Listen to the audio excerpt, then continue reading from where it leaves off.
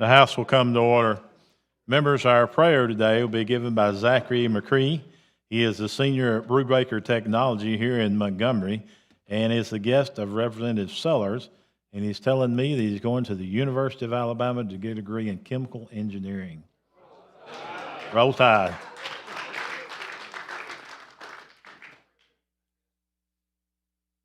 Heavenly Father, today I stand here as a young man, grateful and honored to be in this chamber on Kappa Day. Thank you for our legislators, the Speaker of the House, and every leader in here today.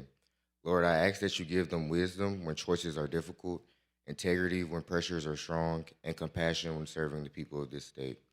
Help them to lead in a way that brings unity, fairness, and opportunity for all. As a member of the Kappa League, I thank you for the mentors who guide us and challenge us to grow and help us to live out the principles of leadership, achievement, and service in everything we do. I ask that you guide me and my fellow Kappa Leaguers to prepare ourselves today so we can lead tomorrow, and to help us to pursue excellence in every field of human endeavor. Please bless this session today, this chamber, and this state. May the work done here today make a difference in the lives of young people like me and everyone in this state. In your name we pray, amen. Amen. Members, today's Pledge of Allegiance will be led by Ty Tarbert. He is an intern for Chairman Garrett, and he attends the Auburn University, majoring in agriculture and business economics. I pledge allegiance to the flag of the United States of America and to the republic for which it stands, one nation, under God, indivisible, with liberty and justice for all. Clerk, call roll.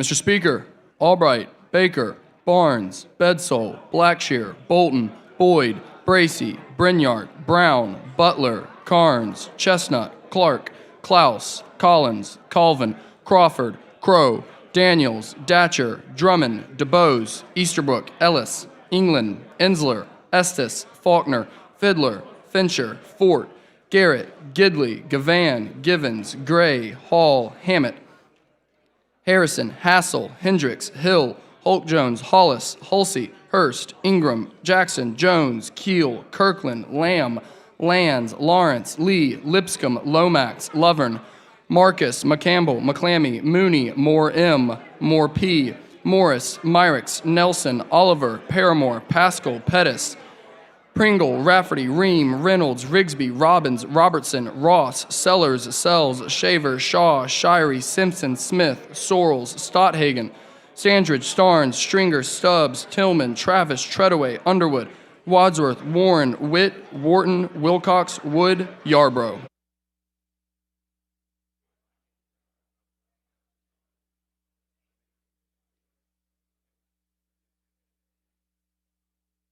Seventy members answer roll. Quorum is present. The House is ready to transact business. The chair recognizes Representative Moore for special recognition.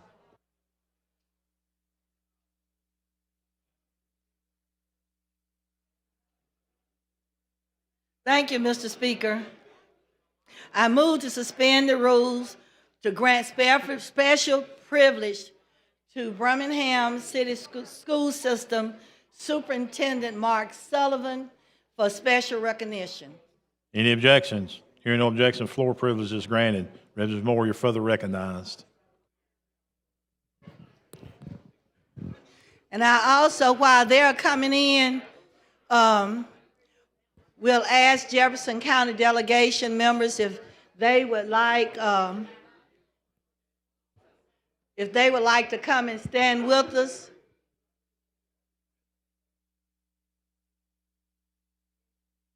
Just sit around in front here, around in front.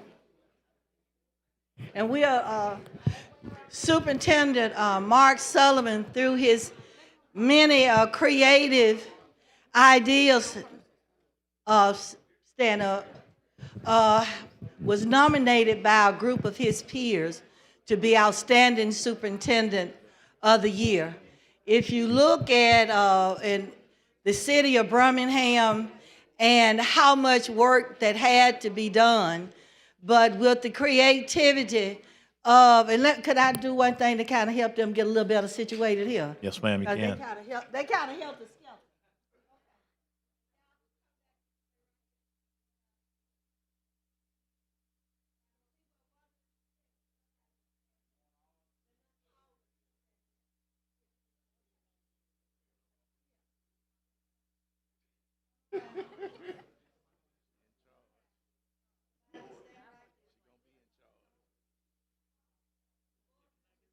Told you what to do. No, you ain't got to do what she says, you know?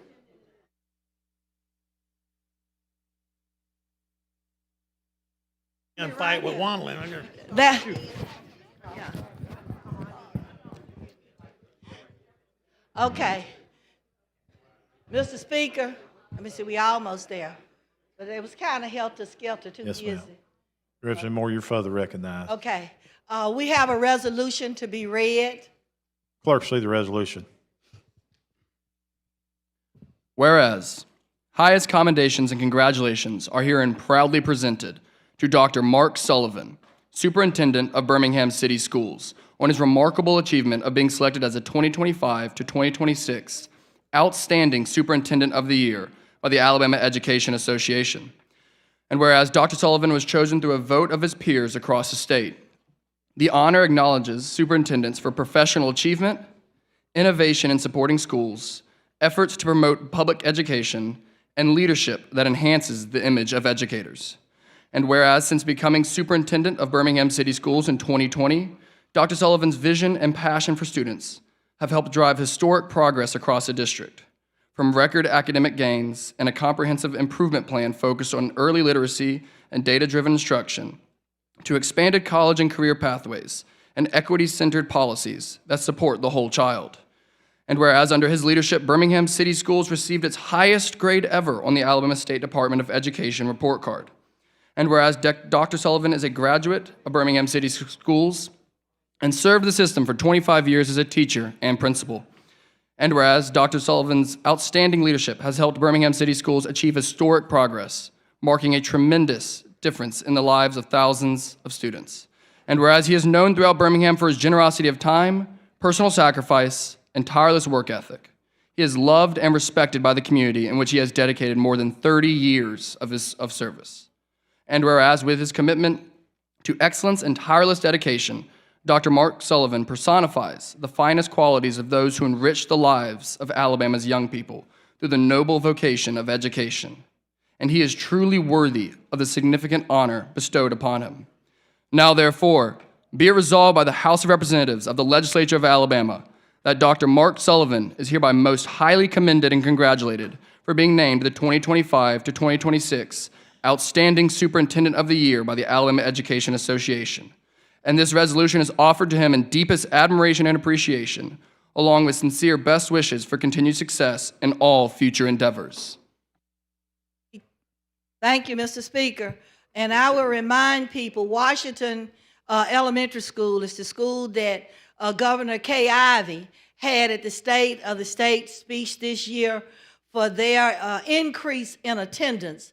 And the fact that Washington, with all of the advancements and creativity, Washington Elementary School is one of the few, if any, other schools in the state of Alabama where all students are bilingual.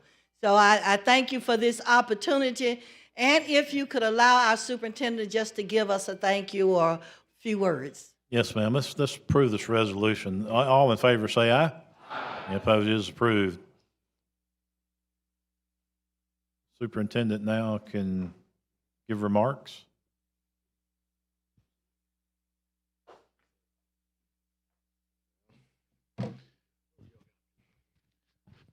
So let me say, first of all, the weight of being in this room is speaks volumes for the commitment that you have for education. In Birmingham City Schools, we say success starts here, and this award is not to me, but is for the work that our team has done, and we have a phenomenal team. We have students in our school system who are among the poorest students in the state of Alabama. They bring challenges to the table that only a special group of teachers can work with and bring out the best in them. And I have the pleasure to work with those teachers every single day. In Birmingham City Schools, we say there are two employees, those who teach and those who support teachers. All of us support the work that happens in the classroom. Over the past few years, we've seen some remarkable improvements post the pandemic. And I think that is a testament that to putting conditions in place, the resources in place, and students, no matter where they come from, whether that be North Birmingham or Honduras, those students will achieve at high levels. I want to thank you for your commitment to education. I want to especially thank the Jefferson County delegation for allowing us to be here. Mrs. Representative Moore, I can't say enough about you. You were a member of our school board many years ago, so she knows the work that happens in Birmingham. So again, thank you for this honor, and I want to thank our board members for being here, my cabinet for being here. This is a collective award, not an individual award. Thank you.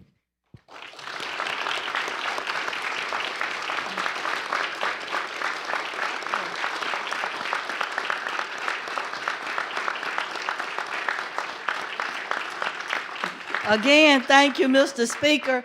And we had some of our teachers that are in training across the street, and one of our teachers came over so that she could be a part, but she's got to go back to her training now. Okay. From House of Representatives, let's say congratulations on a job well done for the future of our children.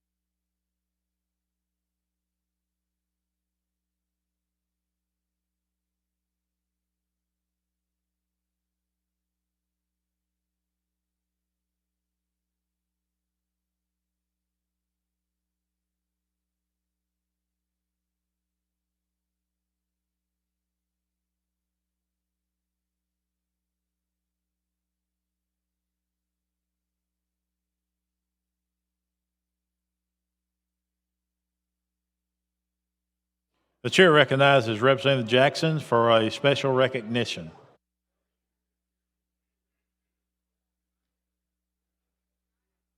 Thank you, Mr. Speaker. Thank you for the recognition. But first, I want to just thank you and your staff for correcting my oversight on this issue.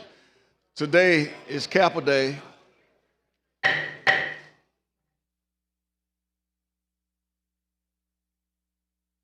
And I move to suspend the rules to grant floor privilege to the Kappa Alpha Psi fraternity. All those in favor say aye. Any opposed? Permission granted. Thank you, Mr. Speaker.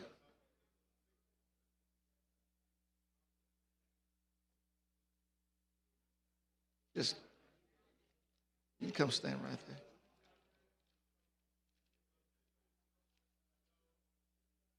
I just have to ask my brothers they will come down and stand with us this morning.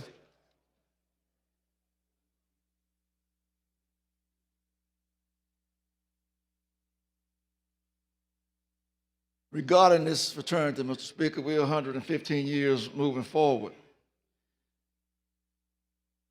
Founded in 1911 on the campus of Indiana University in Bloomington, Indiana. And we are moving in the direction of brotherhood, mentoring our youth, preparing young people for scholarships for college and onward.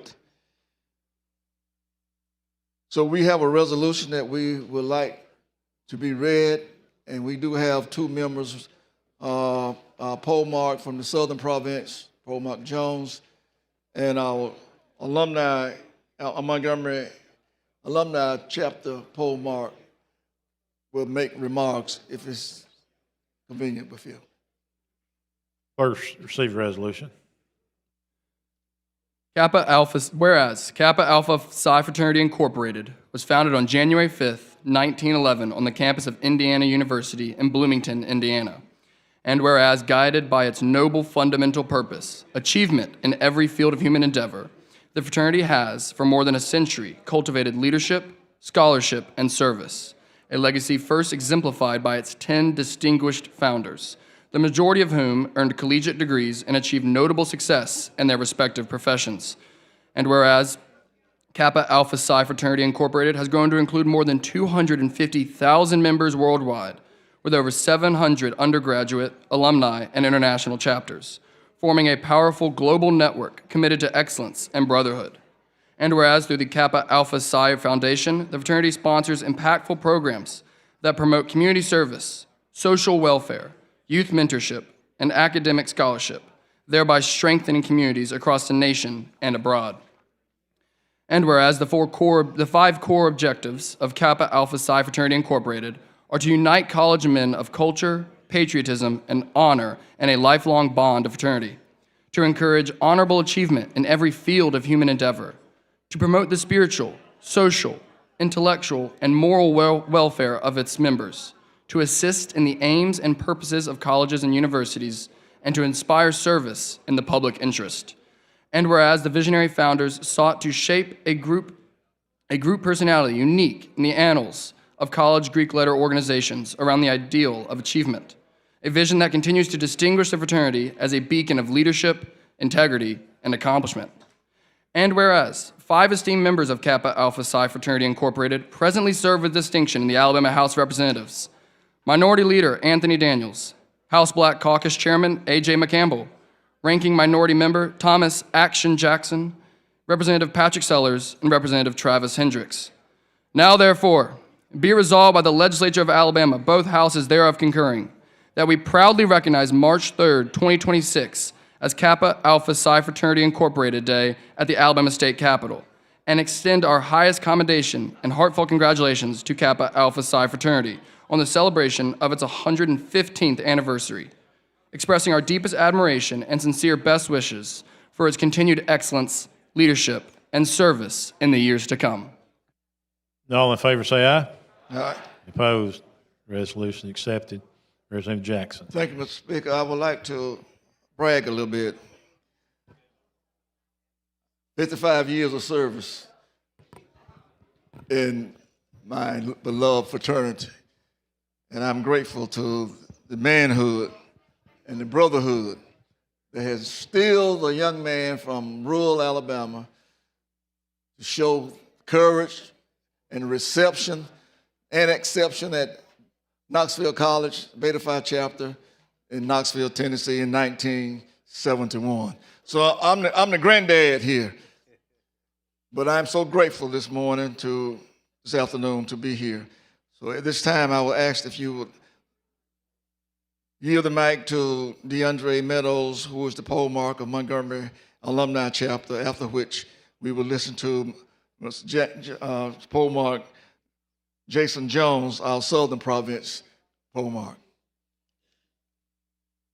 Permission granted.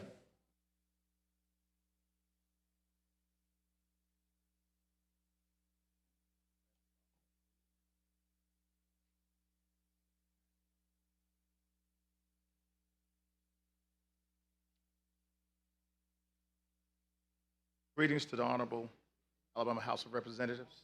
On behalf of the Montgomery Alumni Chapter of Kappa Alpha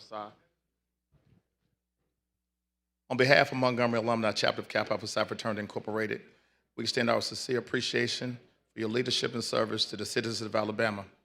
We are grateful for the opportunity to engage in today's event at the Capitol and participate in this civic process that strengthens our state. Together through collaboration service, we advance leadership, unity, and achievement across the state of Alabama and the United States. Thank you for having us today.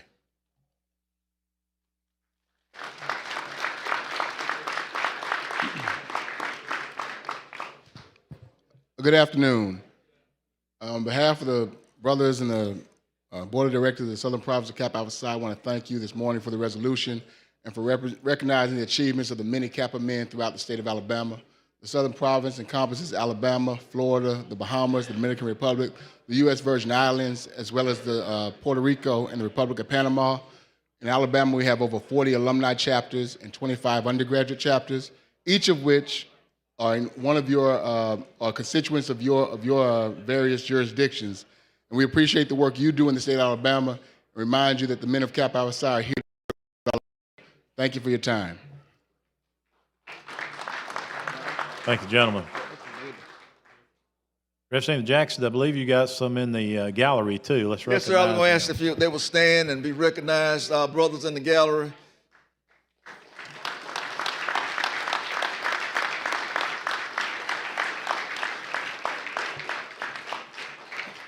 Mr. Speaker, I have Brother Woody Pugh. I have a resolution for Brother Woody Pugh, honoring Woody Pugh for his distinguished service to education and public service in Clark County and the state of Mississippi. He was the superintendent, first black elected superintendent of education in Clark County, and he served some 30 years in education. And I was hoping that he would be on the floor so I could present this resolution to him from the brothers of Kappa Alpha Psi right here on the floor, serving the districts that they represent, 5 of us in this chamber, and we are so delightful to honor a brother from rural Alabama. Matter of fact, Jackson High School is playing basketball somewhere today. That's right, against my school. The girls and the guys. Yeah, yeah. I don't know what time, but we're going to wage on that one. I think I got a Plainview hat for you to wear tomorrow. If you win, I have to wear your colors. I promise to do that, and vice versa. Brother Pugh.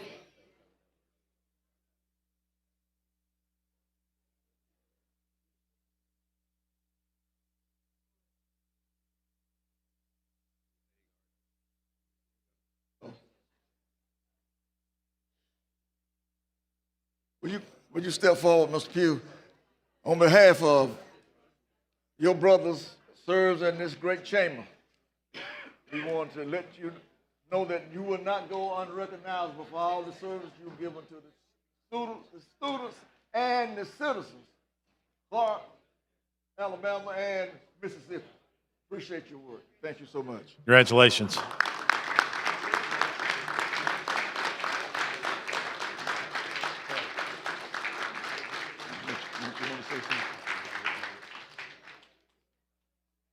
So at this time, I want to thank all of our brothers and his daughter that came in, and we want to say, Woody, we appreciate you. Stacy, you want to come take a picture with your father?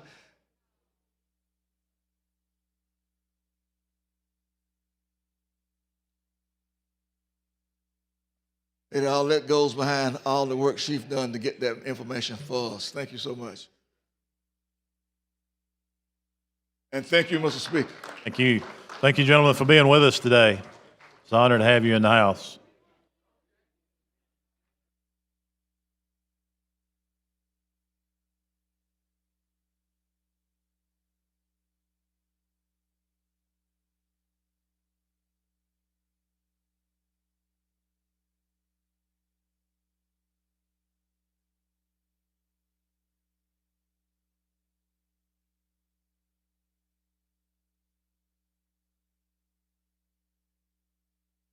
The chair recognizes the gentleman from Lee, Chairman Lovern.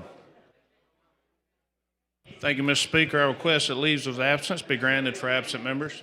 Any objections? Hearing no objections, absent members are excused. The chair further recognizes the gentleman from Lee, Chairman Lovern. Mr. Speaker, I have a report.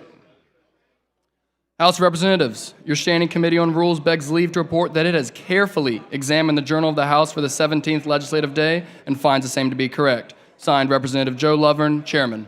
Mr. Speaker, I move that the reading of the journal at length for the 17th legislative day be dispensed with. Any objections? Hearing no objections, the reading of the journal is dispensed with. The chair recognizes the gentleman from Mobile for the purpose of making an announcement. Pro Tem Pringle. Thank you, Mr. Speaker. Ladies and gentlemen, the General Alabama Crime Stoppers legislative reception will be tonight from 5 to 6:30 at Central Alabama Crime Stoppers headquarters at 501 Cloverdale Road, Suite 201. The Professional Firefighters of Alabama legislative reception will be from 5 to 7 at RSA Plaza Terrace across the street. The Huntsville-Madison County Chamber legislative reception will be from 6 to 7:30 in the Impact Renaissance Hotel on Tallapoosa Street. Wednesday, March the 4th, Aerospace Defense Day. We'll have Taco Mama chips and salsa on the 6th floor, and their legislative reception will be from 5 to 7 p.m. at Ravello at 36 Commerce Street. Boys and Girls Club of Alabama Town Hall meeting tomorrow from 2:30 to 3:30 in room 325. Alabama Retired State Employees Association Advocacy Day and reception will be tomorrow from 4:30 to 7 at RSA Plaza 6th floor.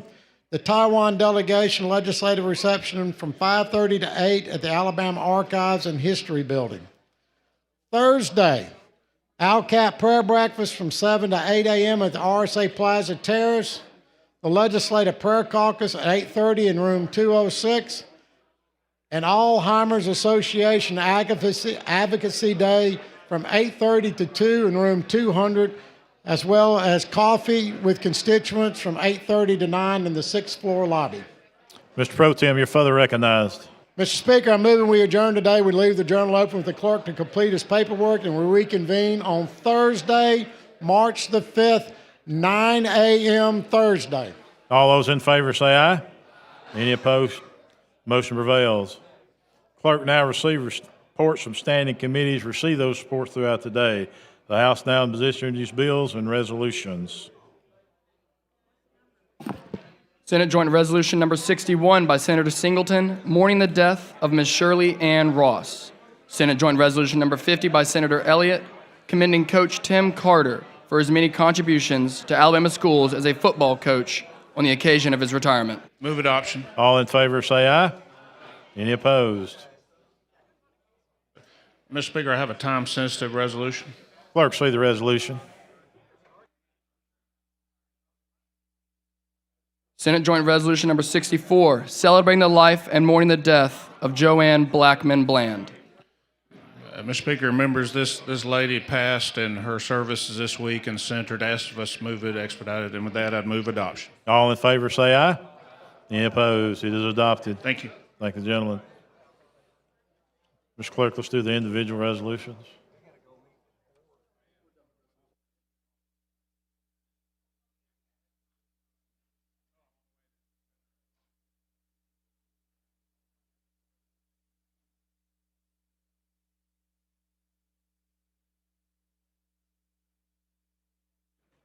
On page 72 of the calendar, Senate Bill Number 202 by Senator Hatcher, relating to Montgomery County.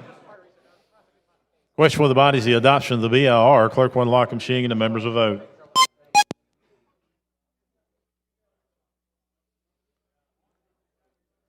Clerk will lock the machine and record the vote. 58 ayes, 0 nays. The BIR has been adopted. Question now is passage of SB 202.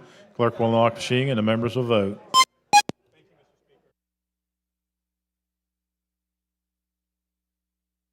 Clerk will lock the machine and record the votes. 20 ayes, 0 nays. SB 202 has passed. Clerk, call the next bill. On page 73 of the calendar, Senate Bill Number 299 by Senator Beasley, relating to Barber County. Question for the body is the adoption of the BIR. Clerk will unlock the machine and the members will vote.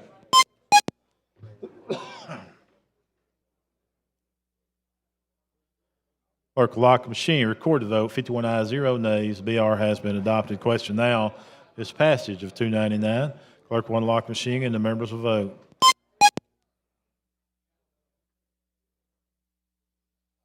Clerk will lock the machine. Record the vote. 14 ayes, 0 nays. SB 299 has passed. Clerk, call next bill. On page 73 of the calendar, Senate Bill number 312 by Senator Kitchens relating to Marshall County. Question for the body is the adoption of the BIR. Clerk will unlock the machine and the members will vote.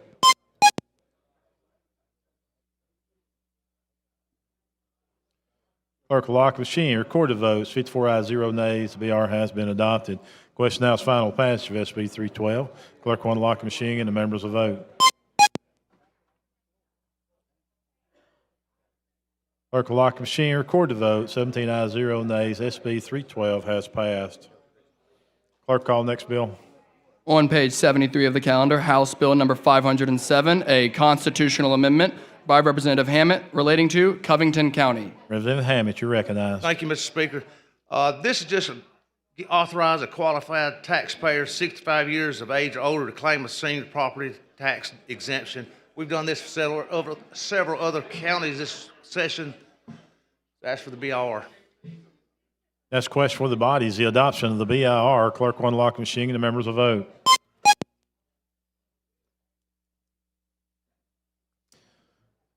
Clerk will lock the machine. Record the vote. 61 ayes, 0 nays. The BR has been adopted. Question now is passage of HB 507 requiring 63 votes. Clerk will unlock the machine and the members will vote.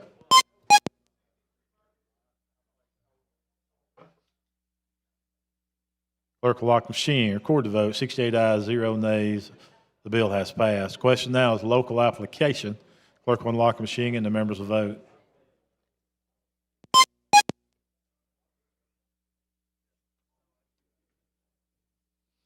Clerk will lock the machine. Record the vote. 48 ayes, 0 nays. Local application has been approved. Thank you, Mr. Speaker. Thank you, body. Thank the gentleman.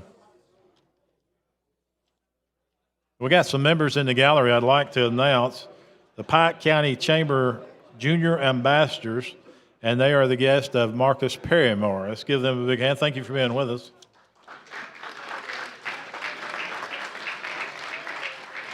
Also, we have the youth leadership of Elmore County. They are the guests of Representatives Stubbs, Starnes, and Ingram. Let's give them a big hand. Thank you all for being with us. Also, we have the American Heart Association, Aniana High School, and they are the guests of Representative Oliver.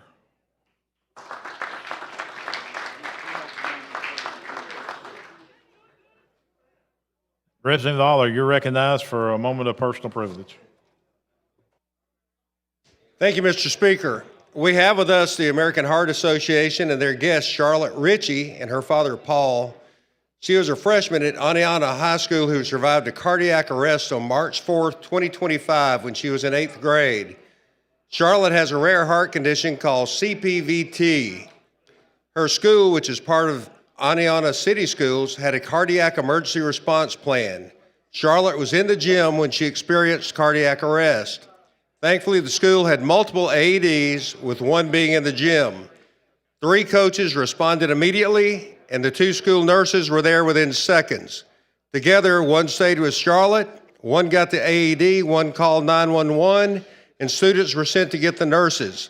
The rest of the school was put on secure perimeter, and a student got her mom, Rachel, who works in the elementary school connected to the campus. Because this legislative body passed the John Wesley Act in 2024, which required all schools, K through 12, to have cardiac emergency response plans, and we funded schools to purchase AEDs, her life was saved, and she is with us in the gallery today. Wave at us.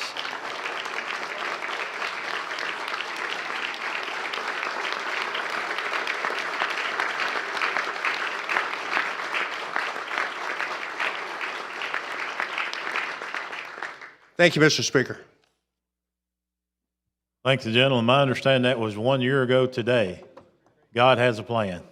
Amen. The chair recognizes the gentleman from Lee, Chairman Lovern. Thank you, Mr. Speaker. I have a resolution. Clerk, see the resolution.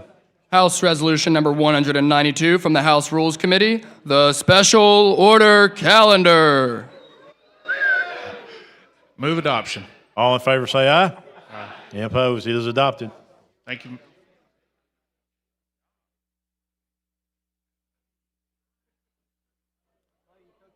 I'd like to recognize a special guest on the floor, former member Cynthia Almond, President of the Public Service Commission. Let's give her a big hand for visiting us. We're glad to see you hadn't forgot where you come from. Yeah. Clerk, call first bill. On page 10 of the calendar, House Bill number 123 with substitute by Representative Collins relating to taxation. Chairwoman Collins, you're recognized. Thank you for the recognition, Mr. Speaker. House Bill 123 is a tax exemption. I think we're about to have 8 of them, so I appreciate the Rules Committee moving us through. This one is for the North Alabama STEM Hub, which is Cook Museum, and I would like to move to adopt the BIR. Next question is the adoption of the BIR. Clerk will unlock the machine and the members will vote.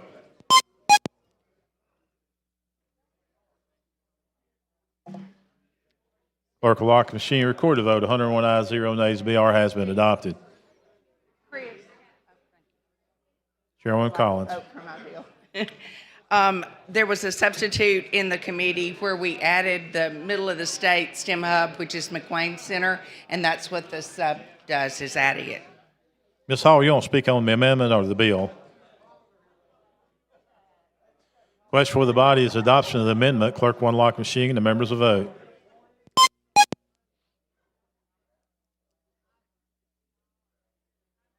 Clerk will lock the machine, record the vote. 104 ayes, 0 nays. The amendment has been adopted. I'd move for final passage, please. Chair recognizes the lady from Madison, Representative Hall.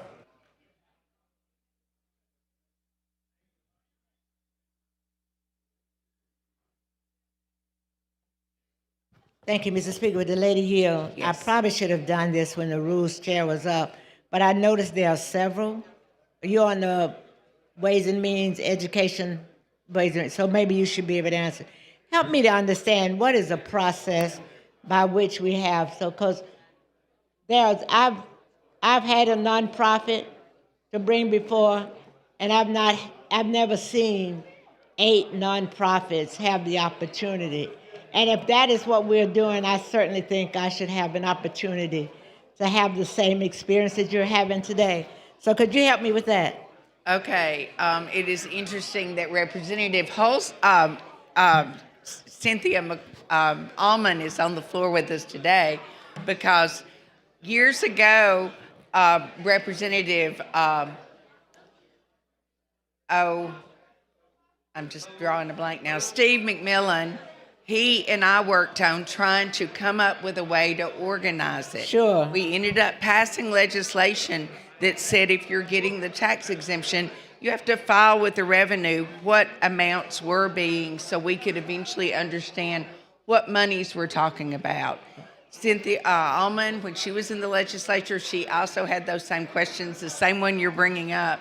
And we've not found a way to systematically do that some way. The best thing I can tell you is that if there are certain umbrellas, one of those being United Way. Right, that was the only one. It's a 3-year process, and then you fall under their umbrella. But we have had several of them come through. This is one of them. This is the only one I've carried simply because they are educational. The STEM Hub, that's what they do, is they do classes and all. And so that's why I wanted them to be included in that. And I have not seen not one of these that I would be opposed to. I'm Correct. just wanting to be able to have the same opportunity. And they vary. You go from the community foundation to the quilting to, what was the other one? The Masons, Peace Community Corporation, Goodwill, Sleeping Heaven. These are all great organizations. They're probably all doing wonderful things for their community, and they're probably way more than compensating for the tax exemptions that we're giving up, and we appreciate their work. Right. As a matter of fact, I forgot the Big Oak Ranch and the Masuki Is that, oh, that's not the nonprofit. But anyway, I just wanted to bring that I've not seen this before either. I only had my one, but they are all on here, and I'm appreciative to be on the council. I appreciate it. I just want to I want the same treatment. That's all I'm asking. Thank you. Thank you. Chair thanks the lady. Question for the body is final passage of HB 123. Clerk will unlock the machine and the members will vote.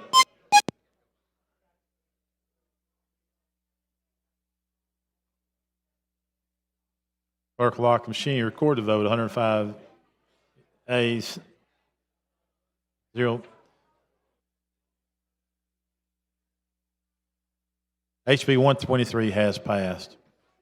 Thank you. Thank you, Mr. Speaker, and thank you, body. Yes, ma'am. Also, we have another former member in the chamber today, Elaine Beach. It's good to have you with us today. Normally see her on TV on the sidelines at the Auburn basketball game. So, True. Very true. clerk, call next bill. On page 28 of the calendar, House Bill number 388 by Representative Faulkner relating to taxation. Representative Collins. Thank you. Representative Faulkner had added the amendment for McWayne on mine and then asked if I would carry his.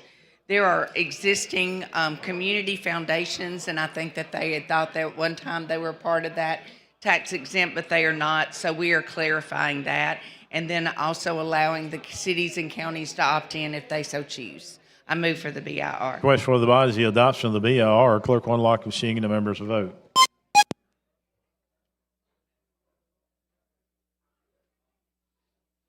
Clerk will lock the machine. Record the vote. 103 ayes, 0 nays. The BR has been adopted. I move for final passage. Next question is final passage, HB 388. Clerk will unlock the machines and the members will vote.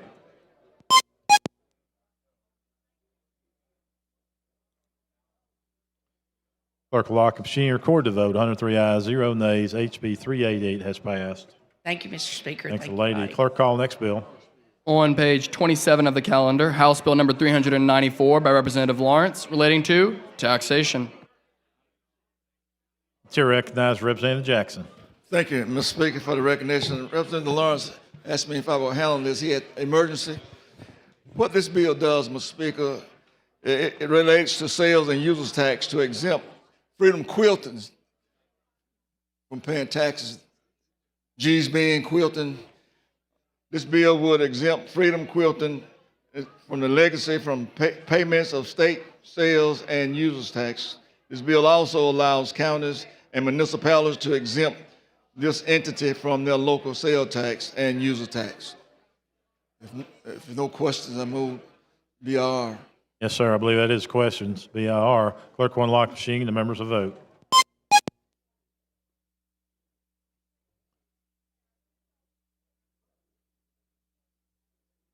Clerk will lock the machine. Record the vote. 104 ayes, 0 nays. BR has been adopted. Representative Jackson. I move final passage. That's questions. Final passage of 394. Clerk will unlock the machine and the members will vote.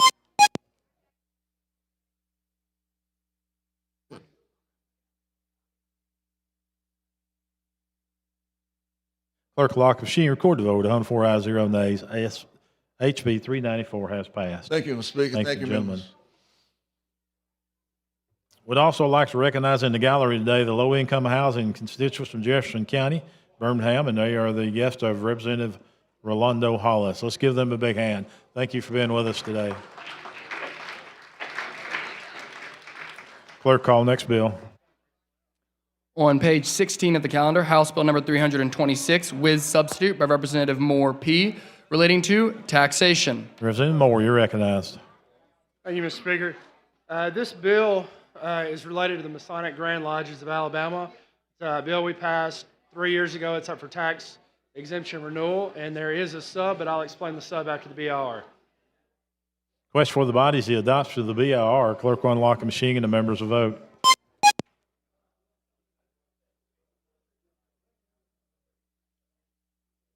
Clerk will lock the machine. Record the vote. 103 ayes, 0 nays. BR has been adopted. So what the sub does is it allows it asks for the Department of Revenue. Can y'all hear me? It allows the Department of Revenue to collect the entities that will be tax exempt. It asks them to submit their official names, and it also takes it away from the local municipalities and the counties, so it's state only with an opt-in clause. Okay, you heard the gentleman's explanation of the sub. Clerk will unlock the machine. The members will vote.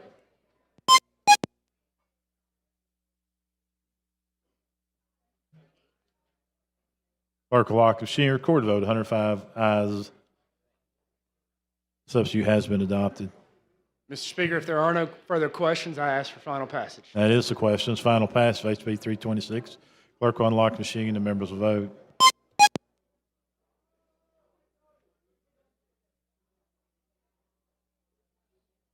Clerk will lock the machine. Record the vote. 103 ayes, 0 nays. HB 326 as substituted has passed. Thank you, Mr. Speaker. Thank you, body. Thanks, the gentleman. Some more guests in the gallery. We have the Builders of Alabama Reinvestment from Jefferson County. They also are representative of Rolando Hollis. Thank you for being with us today. Clerk, call next bill. On page 40 of the calendar, House Bill number 422 by Representative Gray relating to taxation. Representative Gray, you're recognized.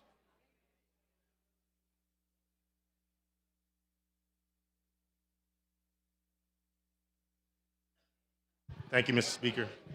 HB 422 is another tax exemption bill for Greater Peace Community Incorporation. Question for the BR. body is the adoption of the BR. Clerk will unlock the machine. The members will vote.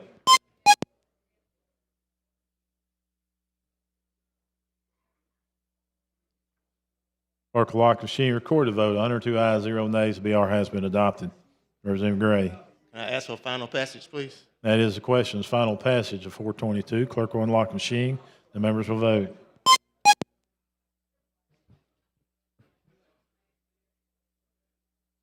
Clerk will lock the machine. Record the vote. 103 ayes, 0 nays. HB 422 has passed. Thank you, gentlemen. Clerk, call next bill. On page 40 of the calendar, House Bill number 423 by Representative Gray relating to taxation. Representative Gray, you're recognized.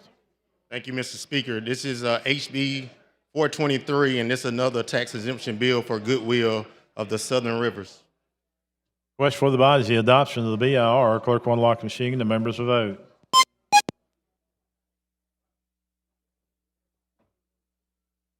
Clerk will lock the machine. Record the vote. 103 ayes, 0 nays. The BR has been adopted. Representative. Ask for the BR, please. Ask for the final passage. That is question's final pass for HB 423. Clerk will unlock the machine. The members will vote.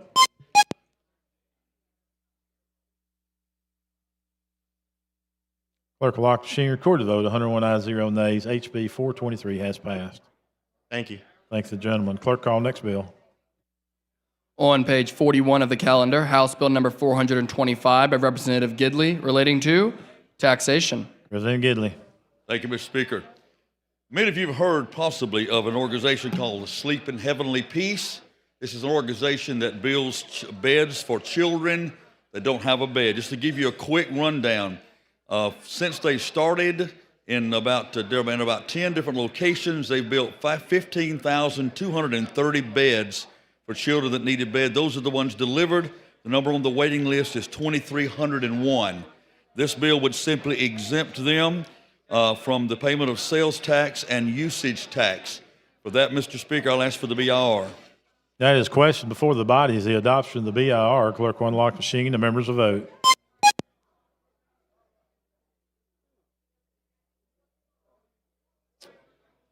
Clerk will lock the machine. Record the vote. 104 ayes, 0 nays. The BR has been adopted. Representative Gidley. Mr. Speaker, if there's no other questions, I'll ask for final passage, please. That is question's final passage of HB 425. Clerk will unlock the machine and the members will vote.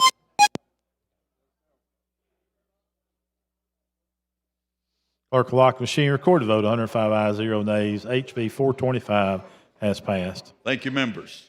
Thank you, gentlemen. Clerk, call next bill. On page 39 of the calendar, House Bill number 411 with substitute by Representative Lipscomb relating to taxation. Mr. Speaker, I'm carrying this for Mr. Lipscomb, who's out of the room. Okay, Representative Gidley, you're recognized. Thank you very much. Mr. Speaker, this is another taxation bill. Many of you or all of you are familiar with the Big Oak Ranch that has helped thousands of children over the course of the last 50-plus years. This would exempt their auxiliary, which is the place where the children purchase their items. This would exempt them from sales tax, state, county, and municipal sales tax. Mr. Speaker, after that, I'll ask for the BR. You heard the gentleman's explanation of the bill. Clerk will unlock the machine. The members will vote.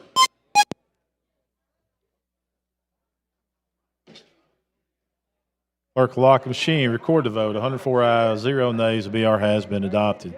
Representative Gidley. Yes, sir, Mr. Speaker. If no other questions, I'll ask for final passage. That is questions. Final passage. Okay, we got a substitute. Oh, okay. What is the subject? Huh?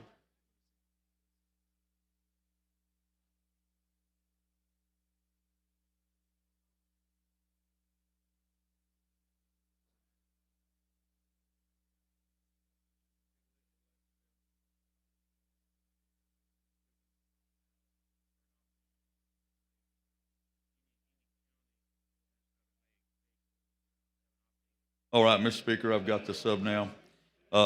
Simply the sub adds this language that any county or municipality may exempt out of this bill. That's the sub. Okay, you heard the gentleman's explanation of the substitute. Clerk will unlock the machine. The members will vote. Oh, sorry. Clerk will lock the machine. Record the vote. 105 ayes, 0 nays. Substitute has been adopted. Representative Gidley. And with that, Mr. Speaker, I ask for final passage. That is questions. Final passage of HB 411 as substituted. Clerk will unlock the machine. The members will vote.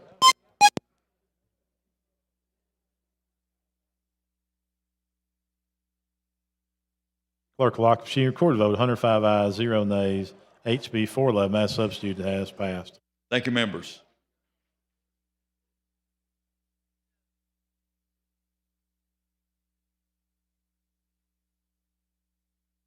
Clerk, call next bill. On page 11 of the calendar, House Bill number 301 by Representative Paramore, relating to the Southeastern Muskogee Nation. Thank you, Mr. Speaker, for the recognition. Members, this bill allows the Southeast Muskogee Nation, which is located in southwest Pike County, to hire a police officer to patrol their tribal lands. And Mr. Speaker, if there are no questions, I ask for the BIR. That is questions. Adoption of the BIR. Clerk will unlock the machine. The members vote.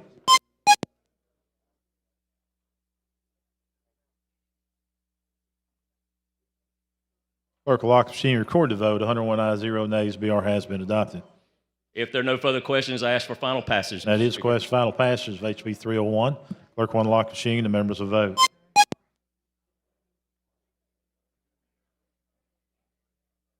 Clerk will lock the machine. Record the vote. 105 ayes, 0 nays. HB 301 has passed. Thank you, Mr. Speaker. Thank you, members. Thank the gentleman. Clerk, call next bill.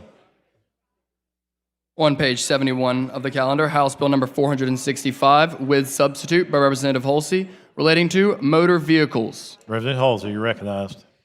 Thank you, Mr. Speaker. HB 465 allows for individuals with an invisible disability and their primary caregivers to receive a distinctive motor vehicle license plate decal, not a plate, but a decal.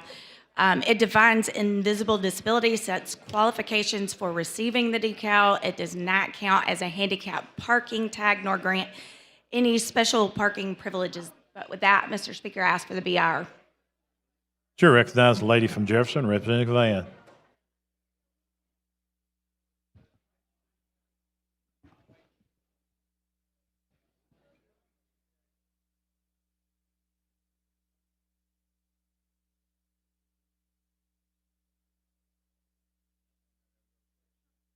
Thank you, Mr. Speaker.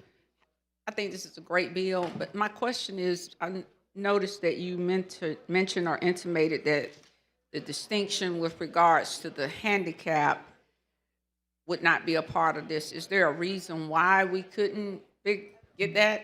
Because there's already a procedure in place for that. Yeah, I understand that. I mean, my mom has one, but I just didn't know, since we're getting the specific, could that be an added, if they already have the designation, when they go to the doctor and then they fill out the paperwork and then that distinction is made, and then of course they receive the decals and all of that. I think it's a good bill. I would just like to see it where it could be a combination piece with regards to the decal itself.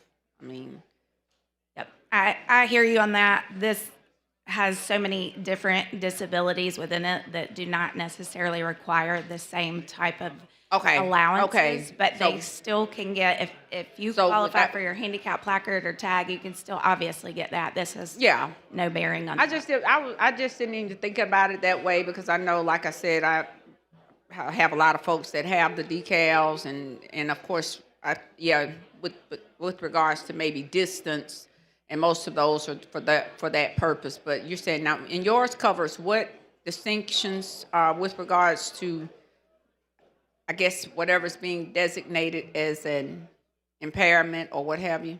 It does. It provides that. It lists it on page 1 and 2. It says a communication impediment, hearing loss, blindness or visual impairment, autism spectrum disorder, TBI, schizophrenia, Alzheimer's or dementia, PTSD, epilepsy, developmental disabilities, Down syndrome, diabetes, heart condition, cognitive disabilities. Okay, I was just wondering. So, and this will just be a decal that they can. Yes, ma'am. Is it at cost or? No, ma'am. Okay. All right. Thank you. You're welcome. Thank you. Chair thanks the lady. Chair recognizes the gentleman from Montgomery. Representative Ingram. Thank you, Mr. Speaker. Gentlelady Yield. Yes, sir. I've got a couple of questions, and it's a pet peeve to me when somebody parks in handicap and they're not able to park in handicap, or at the procedure now, I guess that you go to get a handicap pass from your probate office, you're able to get both of them, and sometimes the other one is being abused because it may be in the wrong hands of a family member, and they park in front of they go in to work out, but they park in handicap, And so, but, a couple of these things, and I'm all for taking care of the handicap, and we got to make sure we save those parking places for the people that are really handicapped. But this is given, my wife says I've got hearing loss, which I really do, and I'm diabetic, and I am, so that I can be able to get this pass and be able to park in a handicap, if I can get a sticker, if I can prove that I'm diabetic and I'm prove that I've got hearing loss? No, you cannot park in a handicap. That's what my question is, so. Yeah, you cannot do that. Okay, This so what one- is this decal for? It's just to indicate, it's essentially an indicator for our public service firefighters, law enforcement officers, when they stop someone or pull up on an accident scene. Okay. See, It's I just thought a it was visual for- indicator on their license plate that this person has an invisible disability, Okay. so that they know how to appropriately interact with those individuals. It's a good bill that I misunderstood because I was working on some other issues, but thank Sure. you for explaining it. Thank you, Ms. Speaker. Absolutely. Thank you. Thanks the gentleman. Chair recognizes the gentleman from Coleman, Representative Albright. While he's making his way down here, we have the Housing Authority of the Birmingham District, the CEO, Dontella Young Foster, Seth Embry, and Kevin, I got that right, Kiera Hood. They are the guests of Representatives Datcher, Givens, Hendricks, Hollis, Moore, Rafferty, Sellers, and Tillman. Let's give them a big hand. Thank you for being with us.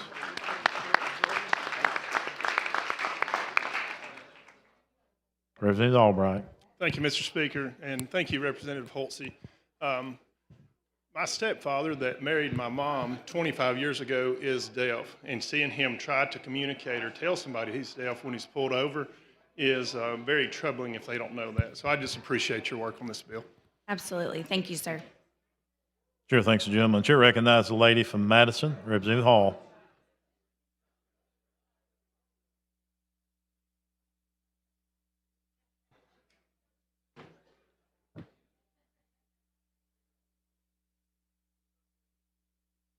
Thank you. With the gentleman yield, I do want to compliment you on bringing this bill. And I want to respond to a comment that was made earlier about people that use handicap parking. We don't always see what those handicaps are. And if a doctor or someone provides that, then they certainly ought to have the right to that. But I want to commend you on this just because of things like that. A person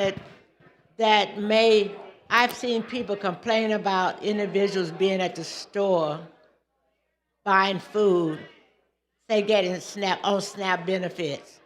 But when they walk out the door, they're getting in the car, maybe a Cadillac or whatever, and people make assumptions that they shouldn't have the right to that, or they should not be driving that. So we make assumptions sometimes which makes absolutely no sense. So I say that to say thank you for this.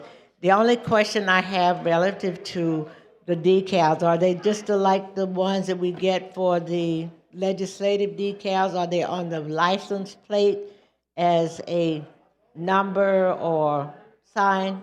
What do you envision that looks like? So it will be much like your, when you get your sticker that has like whatever month and year your tag expires, it'll be something similar to that will just be applied to your actual license, your license plate. And that will be, the design of it is left up to another organization working with the Department of Revenue to make sure that they'll make that decision, but it'll be just a small identifiable sticker. Thank you. You're welcome. Thank you, ma'am. Chair, thanks, lady. Question for the body is the adoption of the BIR. Clerk will unlock the machine and the members will vote.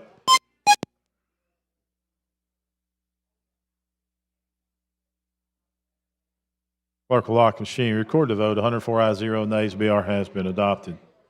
Reverend Halsey. Thank you, Mr. Speaker. I have a sub. This sub, all it did was change some lettering that we accidentally just missed in our initial filing. It changes nothing about the material portion of the bill. Okay, you heard the lady's explanation, changing clerical. Clerk will unlock the machine and the members will vote.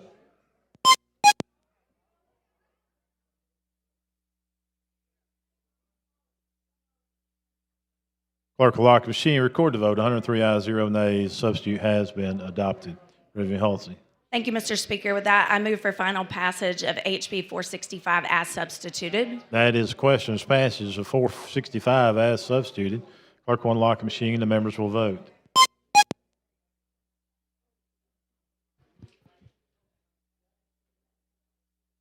Clerk will lock the machine, record the vote. 102 ayes, 0 nays. HB 465 as substituted has passed. Thank you, Mr. Speaker. Thank you, body. Thank the lady. Clerk, call next bill. On page 19 of the calendar, House Bill number 281 by Representative Hill relating to child custody.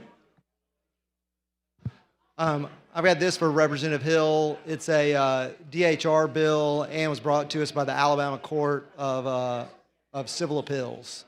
What it does is it says that if you have a child in the state of Alabama for over 6 months, this state gains jurisdiction over that child that can make final orders on the custody and care of the child. With that, I move for the BIR. That is questions the adoption of the BIR. Clerk will unlock the machine and the members will vote.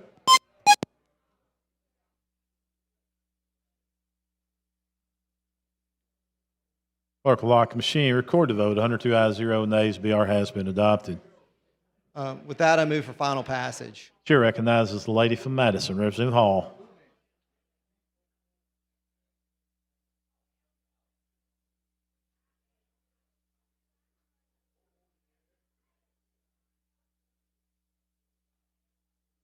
Thank you, Mr. Speaker. Would the gentleman yield? Of course. I did have a question.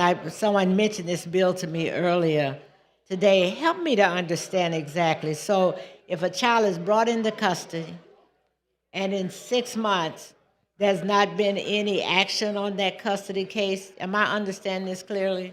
Well, if you think about it, what we don't want and what we're seeing a problem of happening is parent might bounce back and forth between states, and then they go to court and they try to get some new custody or a new custody order. Well, what we're saying is it gets kind of difficult for the courts. And so if you've been in the state for 6 months, that means we now have jurisdiction over you as the child. In Alabama? In Alabama. Okay. And so that means that a judge could enter a final order and enter an order that would allow the custody of that child, allow the care for the child. And it's not necessarily they've been they're in the care of DHR. It could be the care of it could be a lot of different things, but it's really about those parents bouncing back and forth, and how do we establish when do we have jurisdiction over you, and that's 6 months. So the situation today, what's the situation today as it relates to what we're trying to address? Are you asking for a date, like a timeline? Are Well, you asking- have 6 well, months. Right. Well, You- really, so really, it's- really, the let problem me say is, this. Let me do this. Okay. So if I'm living in South Carolina, and then after 6 months, I'm not doing well with whoever this is I'm involved with here in South Carolina. In 6 months, I've moved to Alabama, but there is a problem with the custody of that child in South Carolina. Are you saying I'm bringing that same issue to Alabama, or that's I'm out of touch? Yeah, if let's say you were in that example that you gave, you're in South Carolina, you moved to Alabama, father stays in South Carolina, you had a custody order in South Carolina, as long as, depending on what that custody order said, some custody orders say you can't leave the state, or you Right. know, but if you leave the state and you are within your authority to leave the state, your ability, what we don't want is child living in Alabama and judges in other states making decisions on the custody, care, and education of that child. And as long as you aren't violating an order by moving to Alabama, then you would have the jurisdiction in the state of Alabama. Now there's not a clear date or time on when do we establish that you are an Alabama resident for the child for custody reasons. And what we have had happening is people come with a month or 2 months of living here and want to get a new order, so they didn't like the order in South Carolina. So we're saying, no, you've got to actually be a resident of the state. And so presently, that we don't have any limitations on that, is what you're saying.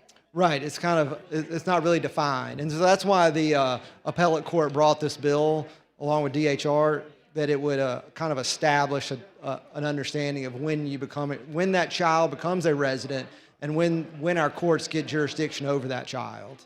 Thank you. Thank you. The chair recognizes the gentleman from Shelby, Representative Pascal.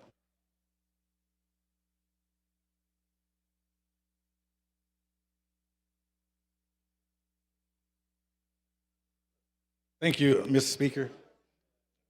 Representative Robbins, I just wanted to kind of share with everyone what we talked about earlier, but I will refer you to a case that we have currently in Alabama that's dealing with this situation, and they try to do exactly what the bill is stating to do, but our appellate courts has said that the state do not have jurisdiction. So if this bill do become law, the order will actually be void. And so I just want to kind of share that the situation we have in another county right now is a military situation. Neither parents was in the state of Alabama. Just say they was in Washington State. And both parents moved to a different state. And then the child eventually was moved to Alabama. Within 6 months, there was a temporary order. And the courts tried to do a final order. But then when the order was appealed, our higher court said that Alabama do not have jurisdiction because of the Alabama current law that states that you must establish personal jurisdiction. Now, the federal law says that. So the problem is Alabama state law is in conflict with the federal law. So I would definitely connect you with the attorney in another county that's currently experiencing this situation, but they were saying this bill actually would not fix the problem. It would actually create more problems by having orders that's found, but they void if they ever appeal. But do thank you for bringing this bill, called the goal is to make sure the kids is more stable. So I definitely appreciate that. Right. Well, thank you, and thank Representative Hill. So, yeah. All right, thank you so much. Thank you. Chair thanks the gentleman. The question for the body now is passage of HB 281. Clerk will unlock the machine and the members will vote.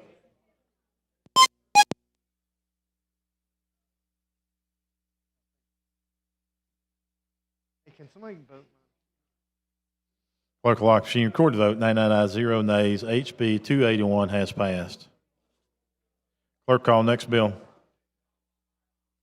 On page 70 of the calendar, House Bill 97, with substitute by Representative Pringle, relating to geographic information technology. Mr. Pro Tem, you're recognized. Thank you, Mr. Speaker. Ladies and gentlemen, this bill simply puts a member of the 911 board on the ALEA GIS mapping board and a member of ALEA's GIS mapping board on the 911 board to help coordinate our emergency responses. With that, I move adoption of the BIR. As questions, adoption of the BIR, clerk will unlock the machine and the members will vote.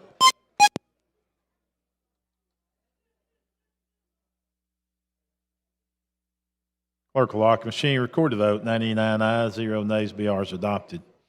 Pro Tem Pringle. Thank you, Mr. Speaker. This is just a technical amendment that clarifies some information. Just nothing. Okay, you heard the gentleman's explanation of the amendment. Chair recognizes the lady from Madison, Representative Hall.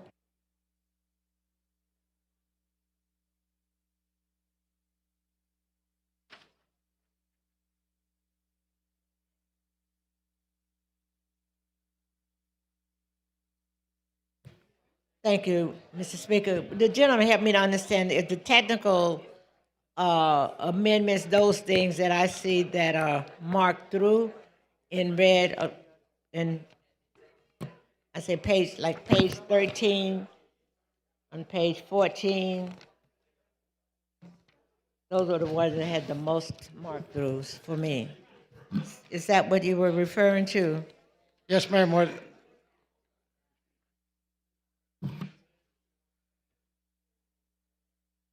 What it says is these people are still employed in the classified merit system of the state of Alabama, just because they're. Where are you reading that from? On the this is the amendment which is the substitute.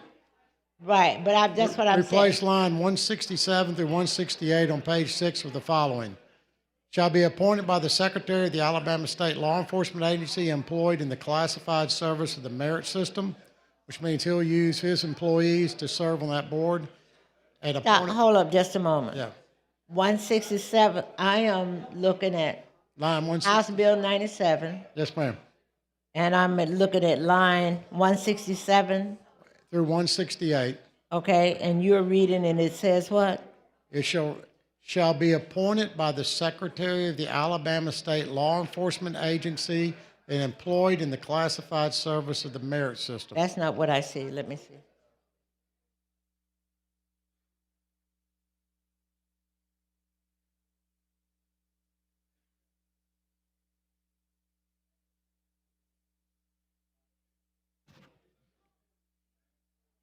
So what his amendment says and what it says on here. Let me do this. Let's just carry, the lines aren't matching up. Let me make sure I get this right and just carry it over to call the chair. Okay. Thank Gentleman's request carried over, call and chair. All in favor say aye.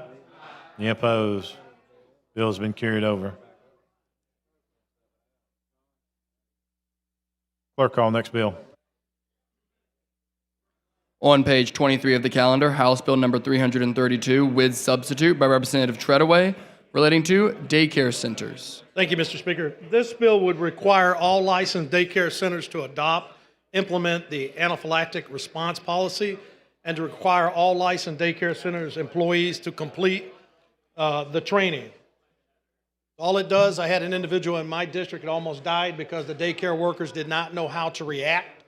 This would be like a 10-minute training. They can do it online, and the Alabama Department of Public Health would develop the training. And with that, Mr. Speaker, I move for the BIR, and I do have a substitute. Chair recognizes the lady from Jefferson, Representative Van.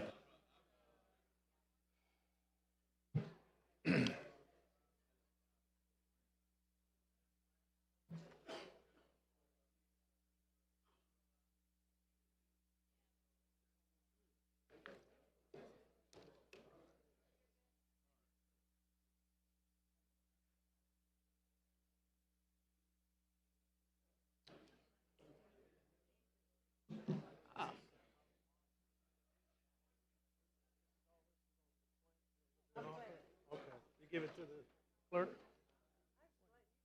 Okay. Thank you, Mr. Chairman, for the recognition. So, my question is, and I don't have a problem with the bill, but I'm just trying to, some things that come before us, it just amazes me. Because I guess in my mind, you're thinking if it's a daycare or any type of setting or system in which you are a caregiver, whether it's at school or you have the responsibility and oversight, and especially for kids, I would have already thought that someone would have had knowledge and training regarding anaphylactic shock and how to treat it with the injections and all of that. And especially, regardless, you know, when folks need to understand with that, sometimes kids have allergies and things of that nature. And, you know, whether it be peanuts, shellfish, different things. And I'm just amazed that that they don't already have to have knowledge of how to provide the injectable. Now, I was somewhat shocked also. So your daycare centers, some places do, but your daycare centers, affects those with 10 children or more. And in this case, a young child went into shock. They didn't call 911. They were delayed. They didn't have any training whatsoever. And according to the doctor at the hospital, had it been delayed much longer, the child would not have survived. Yeah. So what we're going to have is make sure that they get a certificate, they can get the training online, but they've got to get the training. And I was somewhat shocked too that it wasn't required. This will make it required. So I guess my only concern, I mean, I get the training aspect of it, and my question is, did they have the injectable on location? Is the question, because you can have the training and not know how to use, you know, to use or know that there's an injection there that to be used for that purpose. That's the only thing that I'm curious about. And then I had never really thought about it, even in this public school or in the school systems. I know a lot of the schools have most schools have nurses, and so hopefully this would beg a bigger conversation that there's someone there when a child is going into some type of reaction or shock or what have you, or having a allergic reaction to something, that there is somebody there that has the experience, know-how, and wherewithal. But most importantly, my thing is making sure that the injectable is there. Yeah. And knowing that there is an injectable at that particular school or daycare. I mean, I think it's a great bill. It's just like I said, I'm just taken aback that we're here in this day and time, and this would be something that, yeah, I would think it would be a no-brainer.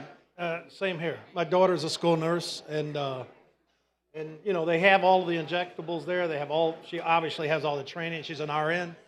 But the daycare centers, they just don't have it. Is there a time period in which they will be tasked with having the certification? A time certain? Because I noticed some of the bills that we've been getting where if there has to be a requirement or certification. So I just think that hopefully we will put something in place that is mandated that they will have a time certain to get this certification. Yeah. So the Department of Public Health is going to develop it. Okay. They'll get it online. They're going to have to complete it when they get the job. And are they going to do the checks and balances? I don't want this to be like the cosmetology board where they don't go and hardly do anything anymore like they used to. I'm hoping that this will be treated as such a serious matter, because, like I said, this is just amazing to me that in this day and time somebody doesn't know how to use an EpiPen for that purpose. So hopefully that will be a part of it, that they will move forward as expeditiously as possible to make sure that, because I wouldn't want it to be where someone is hired and then they're 6-7 months out and they still haven't had the proper training and wherewithal or know-how. So I just think that within a time certain, that upon employment, that we make sure that that oversight is in place. Yeah. I agree. All right. Well, I appreciate it, Treasurer. All right. Chair recognizes the lady from Macon? In my district. Okay. The question for the body is the adoption of the BIR. Clerk will unlock the machine. The members vote.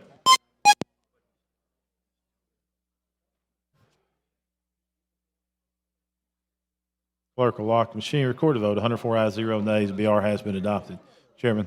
All right, so I have a substitute, and what it does, it basically says the Department of Human Resources will establish the anaphylactic response policy, and the Department of Public Health, the training. Yeah, you heard the gentleman's explanation. Substitute. Clerk will unlock the machine. The members vote.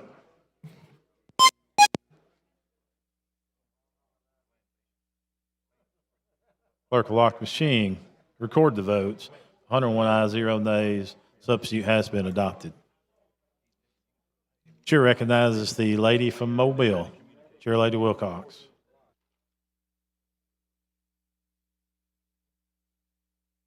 Thank you, Mr. Speaker, for the recognition.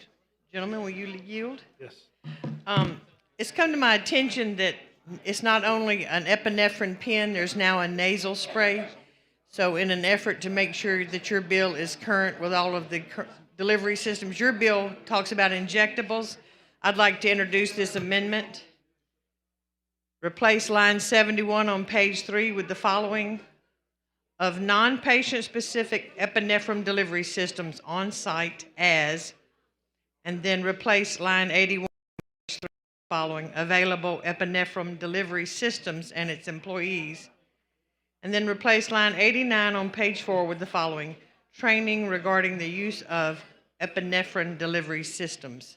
I see this as a friendly amendment. Yeah, you heard the lady's explanation of the amendment.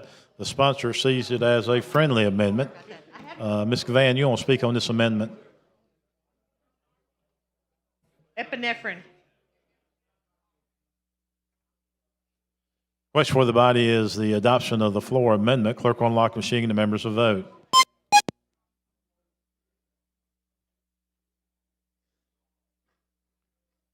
Clerk will lock the machine. Record the vote. 105 ayes, 0 nays. Floor amendment has passed.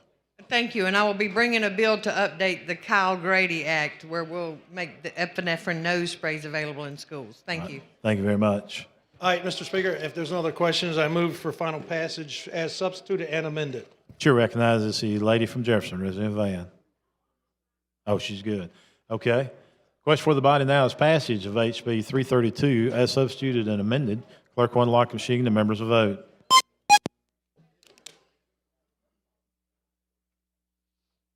Clerk will lock the machine. Record the vote. 105 ayes, 0 nays. HB 332 has passed as amended and substituted. Thank you, Mr. Speaker. Thanks, the gentleman. We got some more guests in the gallery.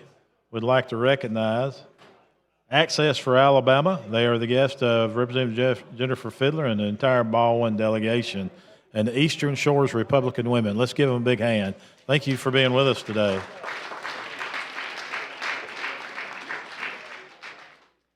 Also from Decatur, we have Mayor Kent Lawrence, Council President Kyle Dukes, former Council President Jacob Ladner, and they are the guests of Representative Parker Moore and Terry Collins. Let's give them a big hand. Thank you for being with us. Also, we have leadership Shelby County, and they are the guests of the entire Shelby County delegation. Thank y'all for being with us today. Clerk, call next bill. On page 59 of the calendar, House Bill number 379 by Representative Collins, relating to the Entertainment Industry Incentive Act of 2009. Madam Chair, you're recognized. Thank you for the recognition. House Bill 379 is for the entertainment office.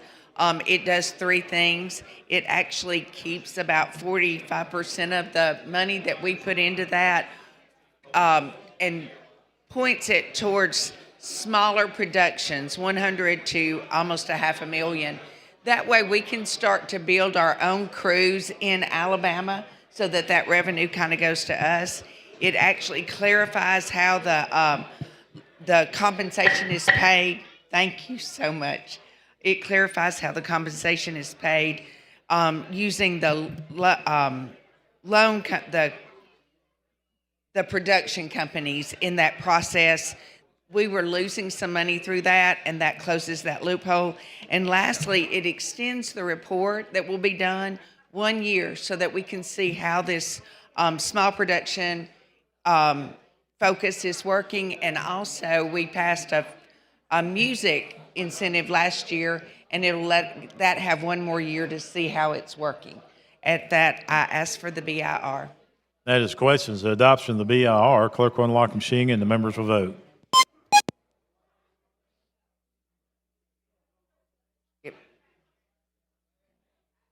Clerk will lock the machine. Record the vote. 102 ayes, 0 nays. BR has been adopted. I'm move for final passage. That is questions. Final passage of HB 379. Clerk will unlock the machine and the members will vote.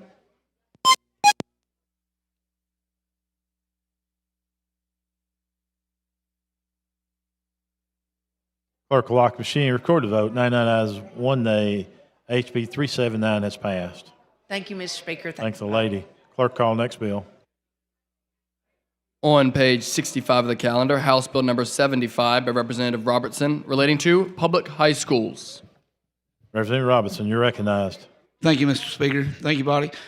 This bill would require high schools to allow high school students to participate in organized national signing days activities related to the acceptance of athlete scholarships, post-secondary school education committees, apprenticeship programs, and military enlistments to be excused from class. This bill would also require the high school to provide reasonable accommodations for those activities.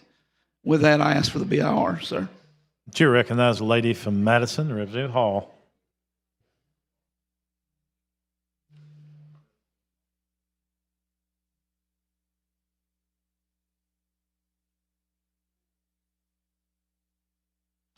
Thank you, Mr. Speaker. Would the gentleman yield? Yes, ma'am. What happened that we need this? Because I thought schools are doing this when students are signing and all of that. Some of them do. This would make it mandatory if they do it for athletes. They would do it across the board for everybody.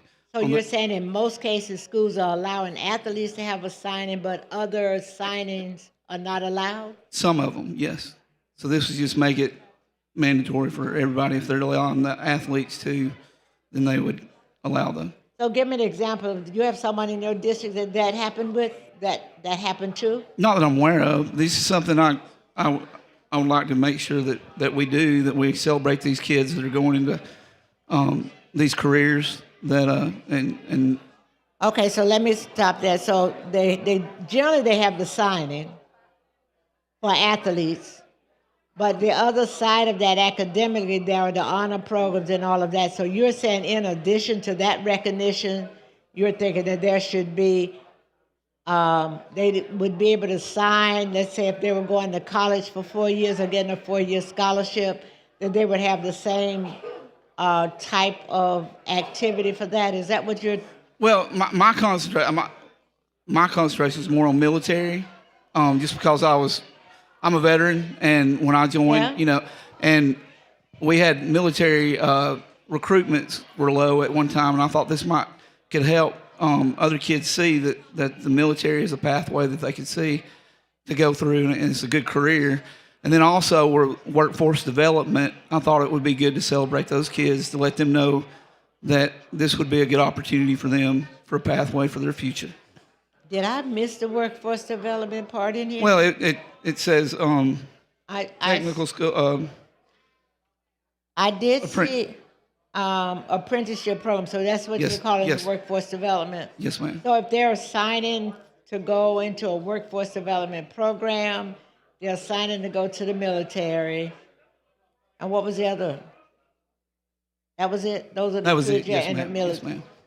And this passed unanimously last year through the House, and then it. Now, I'm not opposed to student recognition. Yes, ma'am. I'm just thinking that that you're saying it's required, and it just seems logical and reasonable. There is recognition, but it appears that that's not the case from what you see. Yes, ma'am. I'm having a hard time hearing you, but I said I see the opportunity. I've seen the recognition for athletes, and Yes, I ma'am. agree with you. Yes, ma'am. There are other things other than a student being an athlete, but I felt that on the academic side there were the awards programs, and there are also at many schools announced who is going in the military, they announce who's going to Drake Technical or Calhoun Community College, Alabama A&M. So I thought that recognition was already. But you're wanting those students to be able to have a table set up with the school's name and all of that type of recognition. If they do it for the athletes, and I'd like them to do it for the military. I hear you. Thank you. Thank you. Chair thanks the lady. Chair recognizes the lady from Jefferson, Representative Moore.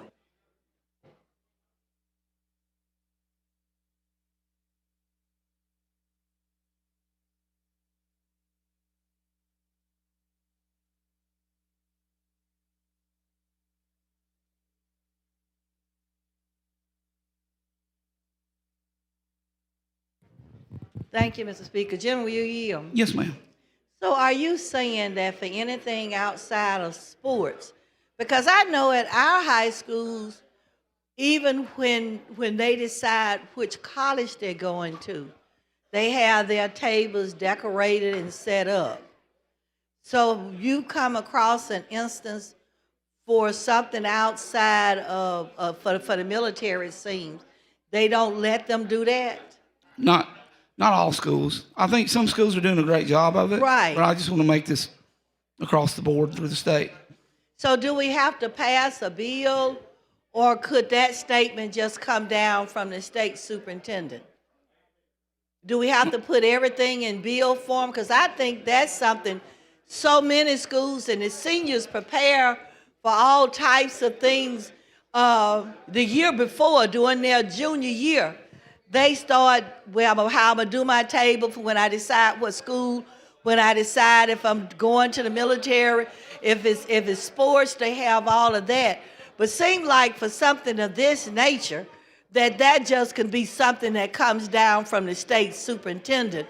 And rather than us putting everything in a bill form, I think that if you, and I guess go and just talk to the state superintendent and say, this is something I need for you to make sure that all schools are doing it. Then if there's a problem, we have to come back after then and, like you said, put it in bill form. But I do believe we need to give them, the state superintendent, the opportunity to work with all of his school districts to see if they were doing it, because the ones who are not might not be conscious of the fact that other ones are doing it. You see what I'm saying? Yes, ma'am. Yeah. So I don't think everything needs to be in bill form. Something like that, in the way our seniors are so happy and they start their preparation ahead of time for a lot of things. I think we could just go to the state superintendent to meet with his superintendents across the state and just say, this is something we encourage you to do. Then if we have a problem, come back. But to make it something in bill that's mandatory per se from the start before we talk to them, or have you already talked to the state superintendent about making sure all districts do it? I haven't. Yeah, I think it's just good to have it in writing, and it's easy, and it but I puts think it, some codifies it. things, I try to go to the school districts and talk to them first, and give them my ideas and what people are saying to see if they are willing to do it. Then when that doesn't work out, I don't have a problem calling down to the state superintendent or whichever one of his regional people that he asked me to speak with for my district. And usually for something like this, they'll work with you on doing it. But for us to go to a bill form first, before we actually sit down with Mackey and let him have a meeting with all of his superintendents, because some of them might not even know that's something that the children want to do, because we so used to, for the longest, it had to be sports only. But then I noticed with some schools, they start doing it when they announce which college they go to. So it just might be a situation they don't know, and that's something for the military. But I believe in this situation, we could just go and talk to them, and I think it'll be all right with them.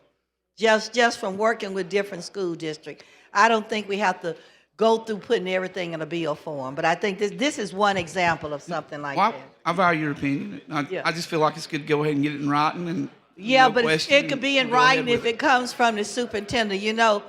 One thing about the Republicans have always said less government. In this situation, government don't even have to be involved in it.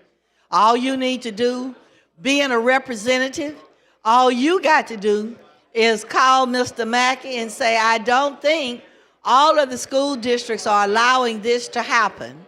And I think that we need to give whatever opportunities we're giving to athletes, to people who are deciding what college they go to, we need to give that same opportunity for people going into the military. We just don't need to. You know, Alabama got so many laws. So I think this is one that we could work out real quickly and just by a conversation with Dr. Mack and his superintendents. Thank you, Mr. Speaker. Chair thanks the lady. Chair recognizes the gentleman from Montgomery, Reverend Ingram. Before he comes down here, I got some special guests in the gallery. The students from Cornerstone Christian School from my hometown of Rainsville, Alabama. They're the guests of me and Jeannie Shavers. Let's have them stand up. Thank you guys for being with us today.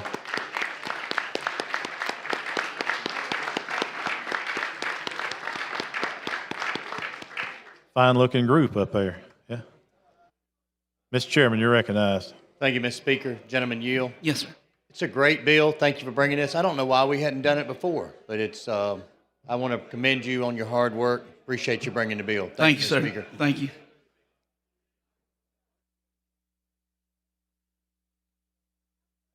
Chair recognizes the lady from Morgan, Representative Collins.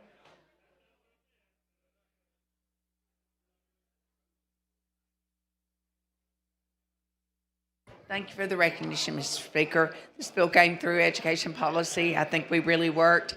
I think that the students that have completed and are doing their apprenticeship or have a job, I think anytime we can recognize students is a positive thing. Thank I you. agree. Yes, ma'am. Thank you. With that, sir, I move for the BR. That's questions. Adoption of the BIR. Clerk will unlock the machine and the members will vote.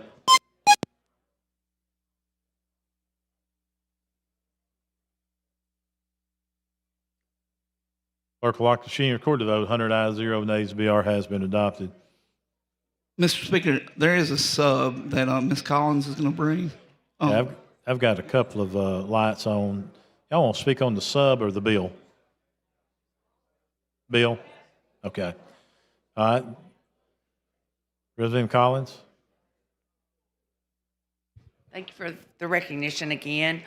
We thought we had an amendment ready to come out of the committee, but it wasn't ready, and we knew the bill was, so that's what it is. And all it does is saying that the school has to make appropriate accommodations for students to participate. It was a worked-out amendment.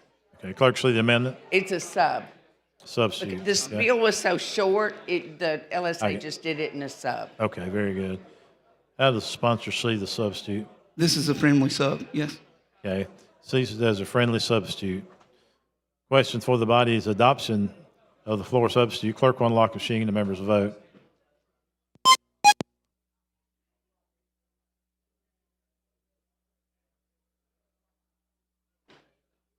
Clerk will lock the machine, record the vote. 98 ayes, 0 nays. Substitute has been adopted. Thank you, Mr. Speaker. Thank you, Thank lady. Representative Rhodes. Chair recognizes the lady from Jefferson, Representative Van. Thank you.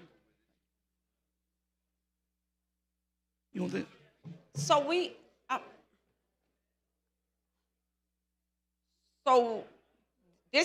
what Representative Collins just brought was the sub. Yes. It just missed the committee. We're not sure what happened, but we were going to add it in the committee, and we're not able to. But it just changes. It gives the school principal can excuse the students.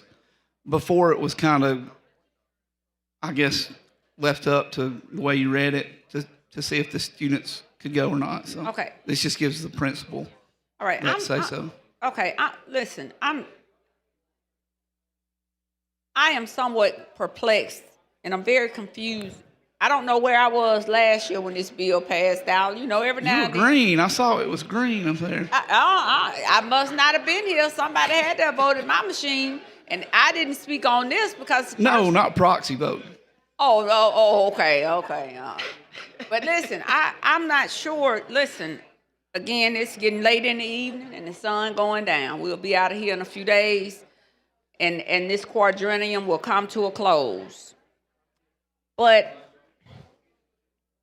I guess for me, just to echo the sentiments of my colleagues, and I know this is probably something that has happened somewhere in and around your district. There had to be an occurrence, and as a result, you felt it necessary. But the superintendents, most superintendents, they're already doing all of these things. So I'm not sure why we need a law when, because let me just say this. It's so intriguing to me when this time of year comes, because now we're getting into the awards, the baccalaureates, and then, of course, the signing days. And they have a signing day for everything now. It's almost as if that is a whole holiday within a school system, the way they construct and curate that process.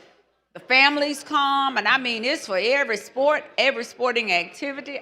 Stuff that I hadn't even thought of. So much so, it's like almost a big party at the schools. So I guess I'm just curious to know who is not allowing the students or this level of activity to play out when it seems like it's such a big deal throughout many of the school districts, that we need legislation that will define the role and responsibility of the principal, who is the steward over that particular school, to allow for this to happen. And I guess maybe I should have just asked you what happened that you felt that we needed to have a mandate.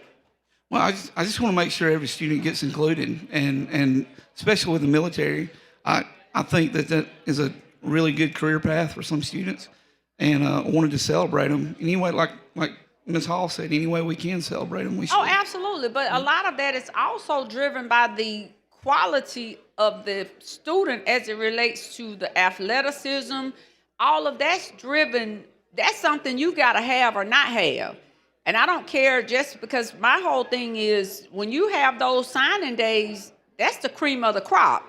Those are the ones that the schools and all of the NCAAs and all of the schools throughout the country have said that you're one of the best of the best. And for that reason, we're here and we want to come and celebrate you. Your family can come, and it's signing day. So if you're not one of those students, you're not going to be included in that batch or in that grouping. So I'm just hoping we're not creating a system in which principals can pick, because that's what we're almost sending. We're setting almost a system, because the only people that should be in the rooms during those days are those who have been contacted, who have spoken with different schools, colleges, universities throughout the country, and their recruiters, and they know that those are you're it, tag you're it. So your bill almost says that to allow it, that anybody can just do it. I'm confused. Now that's on the sub. That's for visitors. Say your friend is signing, the principal would have to approve him going or not. That's all that's saying. That's what the sub was about, not the student that is signing. But the whole process. Because a lot of that, all of it's driven. Well, I would say the military is the cream of the crop in that. It's more important than any athletic. And most of the time, the military is there because they have found that student, and they've decided that they're going to give them that scholarship money and all of that. And the military is there if nobody else isn't at the table. So I'm not just talking about college, because I go to a lot of the signing days, or folks. Just like I said, it's a big deal for many people. Mm-hmm. So my thought process is, like I said, I'm not here to quarrel about the bill, but these are things that's already happening. And so I'm not sure why there's a need. I want to make sure they keep happening then, if they are already. But they are going to keep happening, because everybody loves a winner. Everybody loves a winner, and everybody in that school, even if it's a principal, if it's a kid, they take pride in those accomplishments. Those principals take pride in when those days come, and those scholarships and the big signing days, and the parents come in with all of the frou-frou big balloons and teddy bears, and the mama stand up and hollering, yeah, that's my baby, yeah, all that good kissy frou-frou stuff. So they look at that. But like I said, I just didn't know if something had happened And if we're creating, sometimes we can create these systems inside a system that should be left up to the principals and administrators, and that is why they are the administrators, to have equitable, fair processes and procedures for not just one class, but for all if they fit within that particular subject matter. No differently than for this bill. If you are an athlete, if you're in the military, whatever it is, or star student, for your scholastic achievement, they already Did you get that? No, I've never professed to be smart. As a matter of fact, I'm not the smartest person in the room. I'm very, very slow. I'm ADHD. I'm all of it rolled up into one. But for the grace of God, I stand here and I thank God for giving me the acuity that I have, the little bit that I have. But you're never going to hear me say that I'm the smartest one, or I got to tell my profession and I got to say this and stop voting. That's not who I am. Well, I think you're pretty smart. I don't know you're if smart. I don't know now. That's a whole conversation. Yeah, I've been defined by so many things down here in Montgomery, but it doesn't bother me because I know who I am, but most importantly, I know whose I am. And I know who wakes me up in the morning and who allows me to lay down and with the rising of the sun do the same the next day. So I don't worry about what man says about me. There's a song by late Katie Sankey, I'm glad man didn't make me. Yeah, I'm glad man didn't make me. So I do pretty good with what I have to work with, but I just wanted to come up here just to get some clarity on this, and just, in case I missed something, but, and I know it's probably different in maybe some of the smaller school systems and in a more smaller town USA, but yeah, I'm pretty sure most of the superintendents do this, but again, I don't see why, and then I'm kind of curious on this sub. We've never handled a sub like this, so I just want to make sure that you all are not trying to pull the wool over someone's eyes. I try to stay attuned and abreast to these good subs that come up here. With that being said, thank you for the opportunity, Mr. Thank you. Speaker. Thank you. Sure, thanks, lady. Chair recognizes the gentleman from Mobile, Representative Bracy. While he's making his way up here, would like to recognize some more guests in the gallery. The Huntsville-Madison County Chamber of Commerce. They are the guests of the entire Madison County delegation. Thank you guys for being with us today. Also, we have Youth Leadership Shelby County, and they are the guests of the entire Shelby County delegation. Thank y'all for being with us. Representative. Thank you, Mr. Speaker. With the gentleman yield. Yes.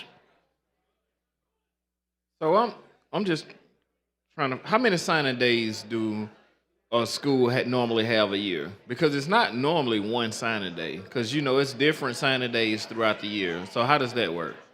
I'm not aware of any specific number for any school. Okay. How many? But it's I'd multiple. imagine it depended on that year. Just how successful those students were. No, which like way the they were national, going. Or, like it's multiple national sign. We're talking about national signing days, right? well, yeah, for the school, yes. Right. Yes. So I'm saying that sometimes it's multiple national signing days. It may be one that's toward the end of the calendar year. It may be one kind of in the spring. Mm-hmm. Sometimes it kind of spreads out. What happened that would make us say that we need to make this a mandate at the schools? Well, I think they can do it. They don't have to do it on the same day, but they need to offer the same accommodations as they would allow. What I'm saying, did something happen?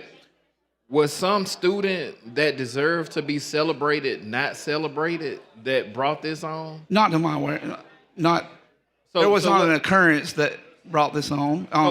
So what brought this on? If my life experiences with being joining the military and thinking, and I have kids now that your life experience. What? Back when you were in high school? Wait, when I was in high school, we didn't have, I don't even know that we did athletic signing days as much as we do now.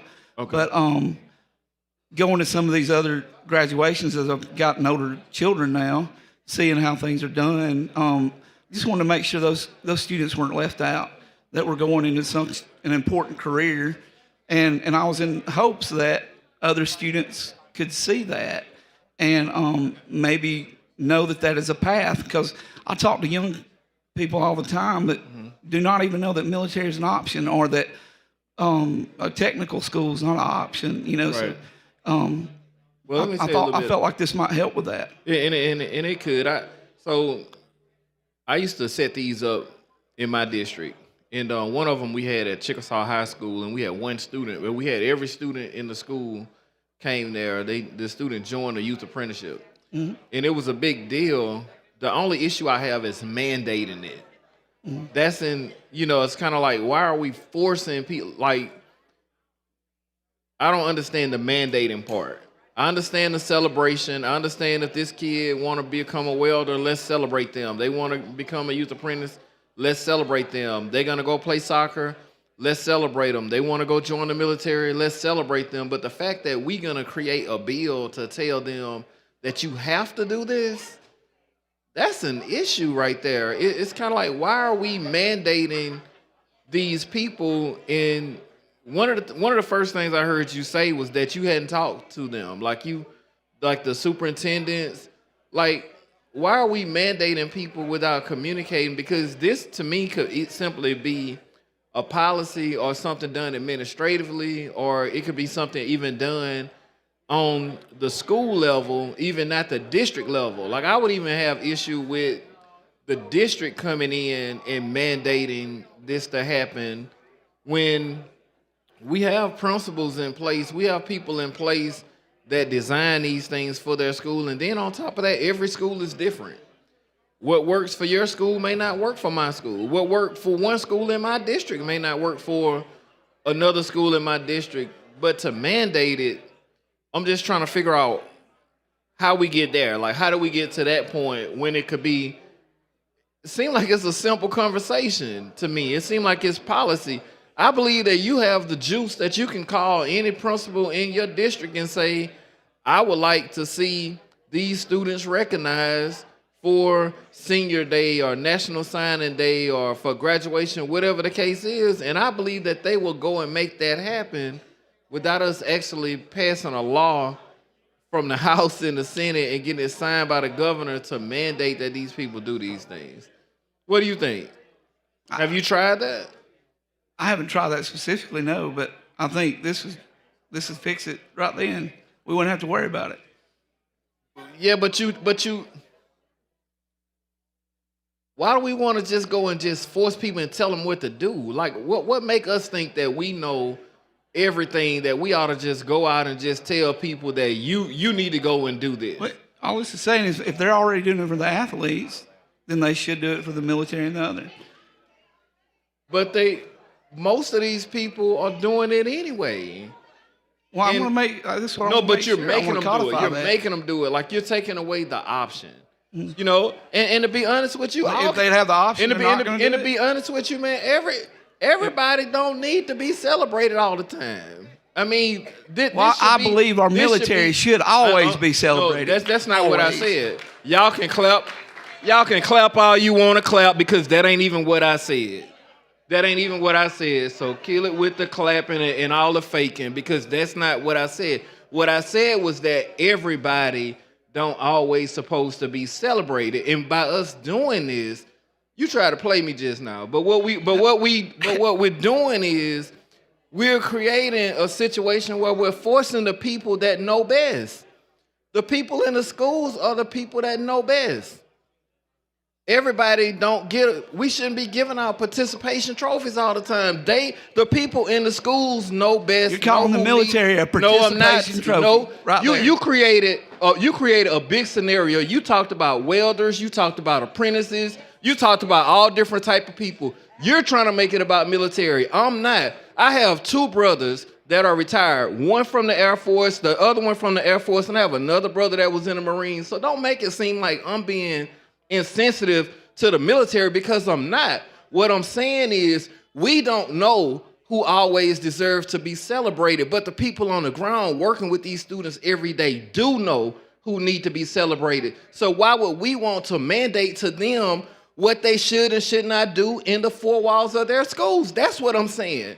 You're trying to make it seem like I'm against the military, and I'm not, because I have brothers that's been there and done that and have paid the price. So don't make it seem like I'm being insensitive because I'm asking you questions about this bill. This bill ought to be able to be stood on the merit. We talk about having less government here, but we want to mandate that people go out and celebrate every single thing that everybody do, and we don't understand why. So I just want to know why.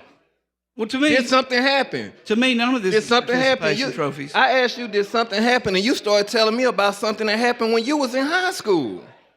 Now, that has nothing to do with talking about the military. The military is going to be there. We already know that. Every ROTC kid that signed up for the military going to be there. Whenever those kids go out and they get sworn in to go to the military going to be there every single step of the way. So to act like this bill is about the military is not true because we know they're there. Even over at Alabama State, even over at Alabama State, when the kids at Alabama State graduate from college, the military is there. All of those kids that went JROTC that's going to be officers in the military is there. So this bill is not about creating a situation where the military can participate in the process because the military has always participated in the process and they always will participate in the process.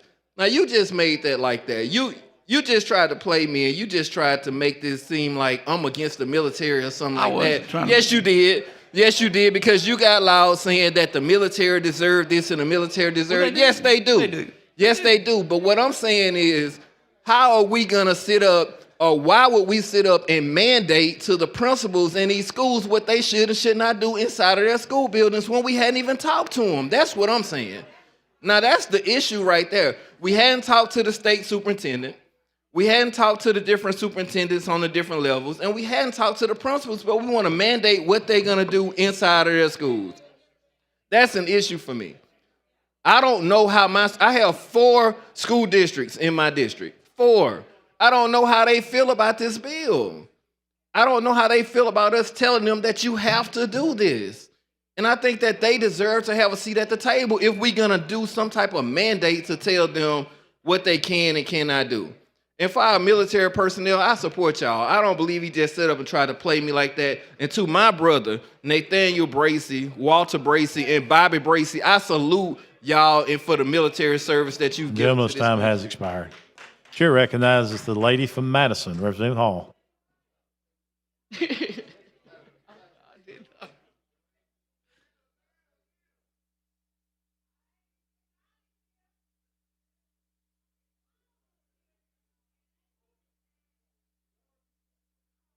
I thank the gentleman, thank you, Mr. Speaker. I think the gentleman really brought home the point earlier about the fact, last week we passed a bill and I raised the question, have we talked to the school systems? Have we talked to the teachers? Have we talked? And I was told no. And so the question was raised earlier by Mr. Bracey. Have we talked to anybody in the system related to what this would look like? Have they requested this? What was their response? I've talked to people in my district, and they like the idea. And this is just going to codify that they do this. If they do this for the athletes, so if they will do. You answered the question. You said this codifies what they're doing. So it's already taking place. I'm not aware of all the schools and all the. But you only spoke to the people that are in your district. I just want to make sure they do that. But you just answered it too by saying you want to codify what they're already doing. If they're already doing it, if they are, I want everybody to do this. So I'm not aware of schools that aren't, but if they're not, I want them to, and that's what this will do. And so in order to make sure that they're doing it, you're going to codify it for everyone, making sure. So at your graduation, this was the other thing I thought about. At graduations, the students are recognized, the ones that are going into the military. At graduation, your students are recognized, those that are going to military. Yes, ma'am. Those that are going to college. Yes, ma'am. What other areas are being recognized at graduation? They do. I think they do most scholarships. Scholarships? Yes. To different institutes. Do they do your 2-year schools as well? I think so. Yes, ma'am. Okay. Technical schools. And so programs like we got FAME program in our area through Gadsden State, really good program. What is the FAME program? Some of the businesses, it's kind of like a co-op through Gadsden State. Say you get hired on at Honda, they do 1 semester of classes, then they work 1 semester, and they're paid while they go to school. They end up getting hired usually by the company they're co-oping with. So. And those are recognized at your graduation as well? As far as I know, at my school district, they are. Yes, ma'am. Okay. And I think you'll find even at the community colleges and places, I think most would get recognition. Yes, ma'am. So when I went back and read this, it appears that you want them to have, if there's Mr. Lomax passing you information. Okay, then see, I talk to people about being disruptive and rude when I'm talking. Okay. He was asking me where I was going to eat tonight. What you going to eat tonight? Yeah. Oh, really? Yeah. So he doesn't think much of this conversation going on, huh? Okay, tell him you can stand on your own. You can handle this. I'm a big guy. Right. Yeah, that's right. But the other part of this is in terms of your suggestion. I think what you heard, and especially the response, is when you're bringing bills like this and you try to make sure that you're focusing on one area, if it's military, et cetera, and then when the members clap, that creates a divide. You do know that, right? You know you had a problem. I didn't mean to do that. I know, Mr. Price. And so we have to be conscious of what we say and how we respond to answers. So, but thank you. Yes, ma'am. Chair thanks the lady. Chair recognizes the lady from Jefferson, representing Van. While she's making her way down here, we got some guests in the gallery from Decatur Morgan County Chamber of Commerce, and they're guests of the Morgan County delegation. Also, we have Calhoun County College President Jimmy Hodges is with us today, and he is also the guest of Morgan County and Limestone County delegations. Good to have you with us today. Listen, I won't be long. I guess I'm just trying to get some clarity just from something that was said a moment ago, and I just want to get the clarification. Because are you trying to make a distinction in your bill with regards to military only? Are you trying to make a distinction? No, but that's an important Because you part continue of it to mention the military. Well, because I identify with that because I'm a veteran. But the other kids, the welder, to me, with that career path, if he's getting a scholarship, he should be celebrated as well. And I came back because you continue to, and I understand, listen, with bills and legislation, when you're trying to sell them, I always tell folks when they ask me, and a lot of y'all will come and ask me my opinion, my thoughts on a bill, but I always say, well, what's the hook?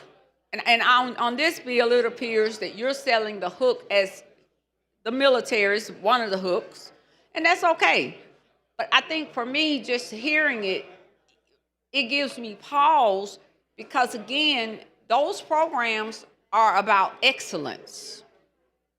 The best of the best, the cream of the crop. Those days are set aside for that. So if you are an excellent welder and you are receiving a scholarship, because if you're a welder and you're on scholarship, you will be celebrated for the fact that you are a welder and you have received a scholarship to go, whether it's to a technical school or not.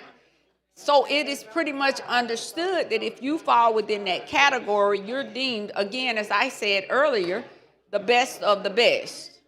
So the only reason I came back up is because once we start having a play on words, have to be very, very careful. Again, I just shared with somebody, what I do at this microphone is a little bit different than what other people do. I go for it, and depends on where I land.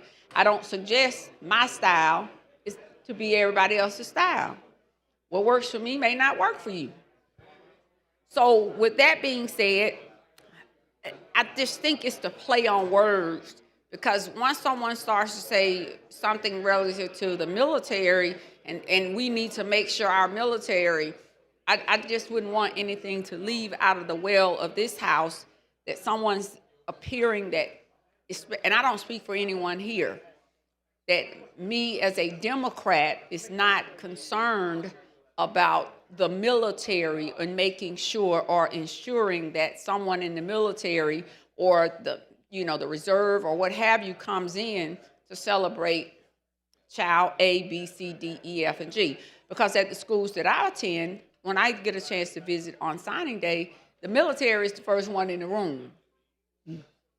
So I've not seen where they have been excluded or anyone would even attempt, because we hold the military in such high regard. So I just didn't want it to be left out here. And I don't know if do you have opposition? Oh yeah, I got a bunch. Okay, you got a bunch. If you need one, you can borrow one. No, I don't ever need. I'm never short on opposition. When we cut the lights off on election day, I tell my team, let's get ready to run next time. But I'm not bothered then, and I certainly am not bothered now. Absolutely not now. I agree.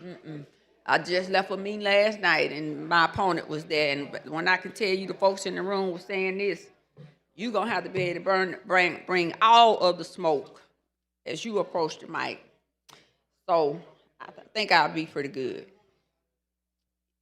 Mailer after mailer, I'm good. Commercial, whatever, I'm good. I'm good in District 60. But with that being said, I guess I just didn't want it to be, and I understand, listen, we're moving these bills, and I understand you all, multitude of you all on the Republican side have more opposition than you would like.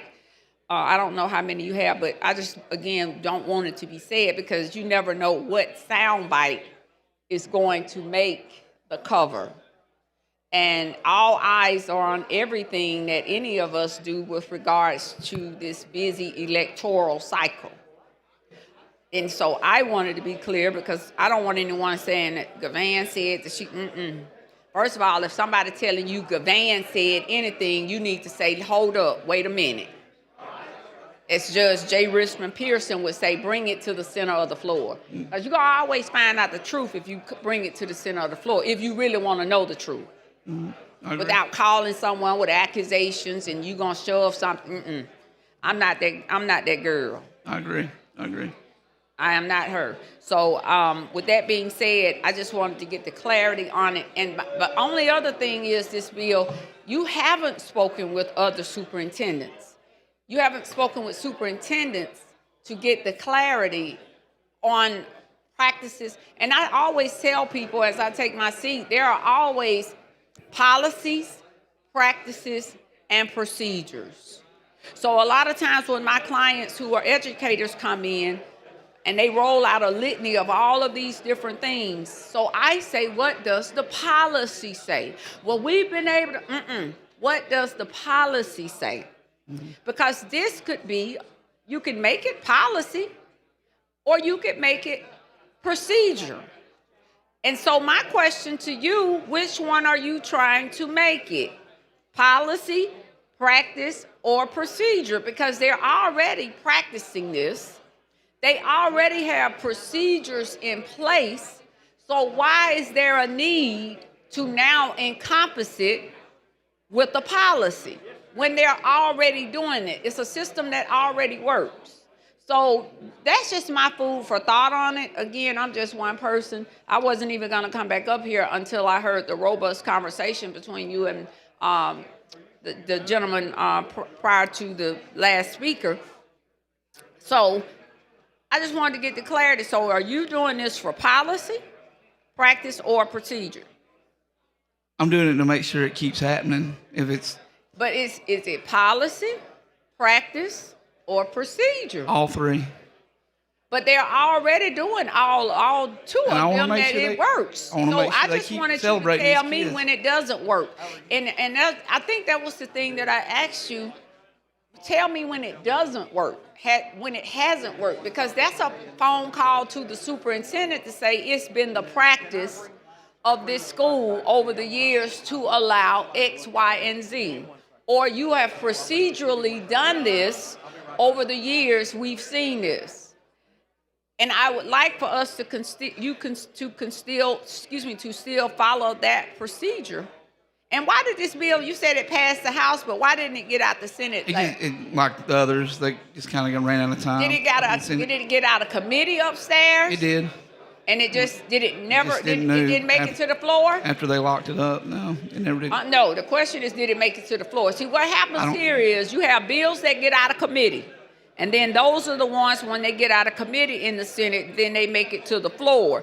Did yours get out of committee and ever make it to the It got out floor? of committee. It never got pulled out of the bat. I guess It never, never out of got the to the basket. floor. Right. Yes. Okay. So then that means there's some issues brewing if it never gets pulled out. If it's a priority, I mean, that's just usually how it works. I think there's a few that. Had some problems with it. Okay, well, you got those worked out? Those, No, I said I think there was a few bills that. well, yeah, I mean, kinda you know, it's had the that Senate, fate. and it depends on what the brewing issues are by the end of the session. But, you know, we're getting ready to close out, and we'll have the come by y'all moment. But, okay, so yours just never made it out the basket, period. It was never pulled. Because a lot of times when folks say, well, it didn't pass. My thing is, did it make it out the basket? Did it ever get on the floor? And it was, you know. Okay, but I just wanted to get the clarity. But again, I think we already have enough practice. And let me say, I may have concentrated on the military just because that's my background. But Well, I think. but all these kids yeah. deserve You celebration. shouldn't be saying that to me. I think you probably need to have that conversation with Bracy.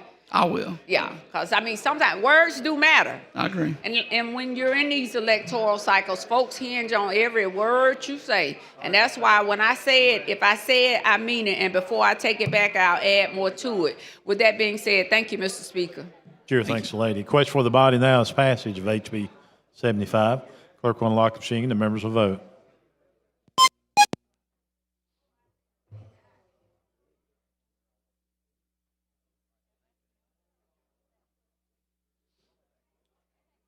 Clerk will lock the machine. Record the vote. 89 ayes, 2 nays. HB 75 has passed. Thank you, Mr. Speaker. Thank you, body. Thank you, gentlemen. Clerk, call next bill. On page 69 of the calendar, House Bill number 55 with substitute by Representative Hollis relating to mortgages. Oh, while she's making her way down here, we got to have a guest in the gallery from Alabama Association of Insurances and Finance Advisory. Ms. Shelley Bryant is the guest of Representative Jim Carnes. Thank you for being with us today.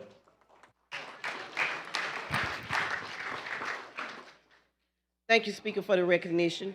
HB 55, this bill would require financial institutions to allow mortgages to make mortgage payments bi-weekly or semi-monthly to allow mortgagors to make additional payments to the mortgage principal, which will cut down on interest and also may be able possibly to purchase more housing. And if there's no questions, Mr. Speaker, I ask for the BRR. Sure, recognize the gentleman from Lee, Chairman Blackshear. Thank you for recognition, Mr. Speaker. I just want to say, Representative Hollis, thank you for working with our Financial Services Committee through this bill and with Chairman Witt and our subcommittee to get this bill in a position to where it gives financial institutions and credit unions around this state the opportunity to, if they so choose, market this to their customers and potentially being able to help their consumers to exactly the point you said about purchasing a home and being able to make additional payments. I just want to tell you, thank you for your steadfast work on this with us. Thank you for working with me. Thank you, Mr. Speaker. Sure, thanks, gentlemen. Question for the body now is the adoption of the BIR. Clerk will unlock the machine. The members vote.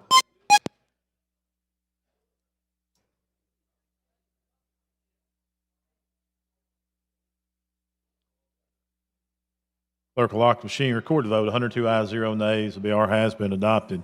Representative Hollis. Mr. Speaker, I have a sub, and what the sub does, it authorizes mortgage services, which is the same, but what it does is letting all mortgagors be able to opt in. We're talking about credit unions, we're talking about banks, we're talking about mortgage companies. Okay, you heard the lady's explanation of the sub. The chair recognizes the gentleman from Pickens. Okay. Question for the body now is the adoption of the sub. Clerk will unlock the machine and members will vote.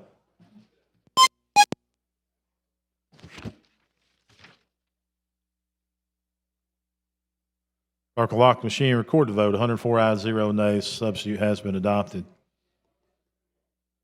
Chair recognizes the gentleman from Pickens, Representative Bolton.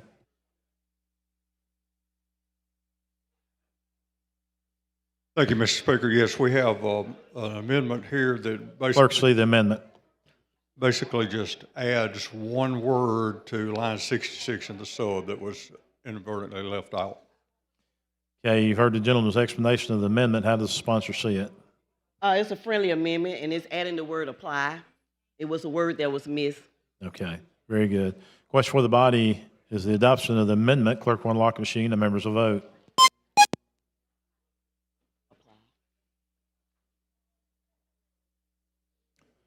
Clerk will lock the machine. Record the vote. 105 ayes, 0 nays. Amendment has been adopted. Representative Hollis. If there's no questions, Mr. Speaker, I ask for the vote on as substituted and amended. That is questions. Final passage of HB 55 as substituted and amended. Clerk will unlock the machine. The members will vote.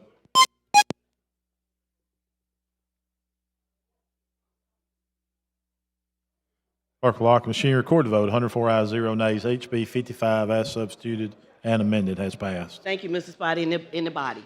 Thank the lady. Clerk, call next bill. On page 55 of the calendar, House Bill number 380 by Representative Collins relating to public education. Madam Chair Collins, you're recognized. Thank you for the recognition. I'm very excited to present House Bill 380 today. It is a constitutional amendment. Right now in our Constitution, every county is required to have a school system. But what has happened is in some of our counties, there are less than 1,000 students in that school system. So what this bill would do, if it's voted on next November, if we pass it through the legislature, is it would allow systems by their choice, completely permissive, to actually combine their administration and to have a multi-board. It would not do away with the system. It would allow different systems, 2, 3, 4, to combine, and that way they could consolidate some of their administrative costs. They could get more money back in that classroom.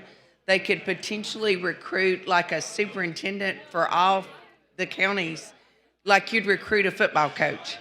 So I think for students, this has a lot of potential, but it does not mandate anything. It simply opens up an option. At this time, I'd ask for the BIR. Chair recognizes the gentleman from Clark, Representative Jackson.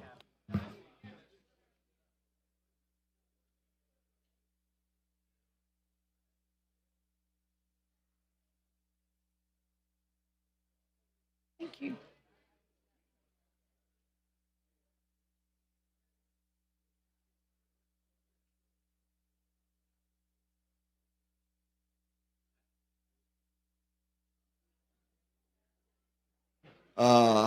So that's how you want me to speak. But thank you for the recognition, Mr. Speaker. Could you give me a little more insight on what this bill does?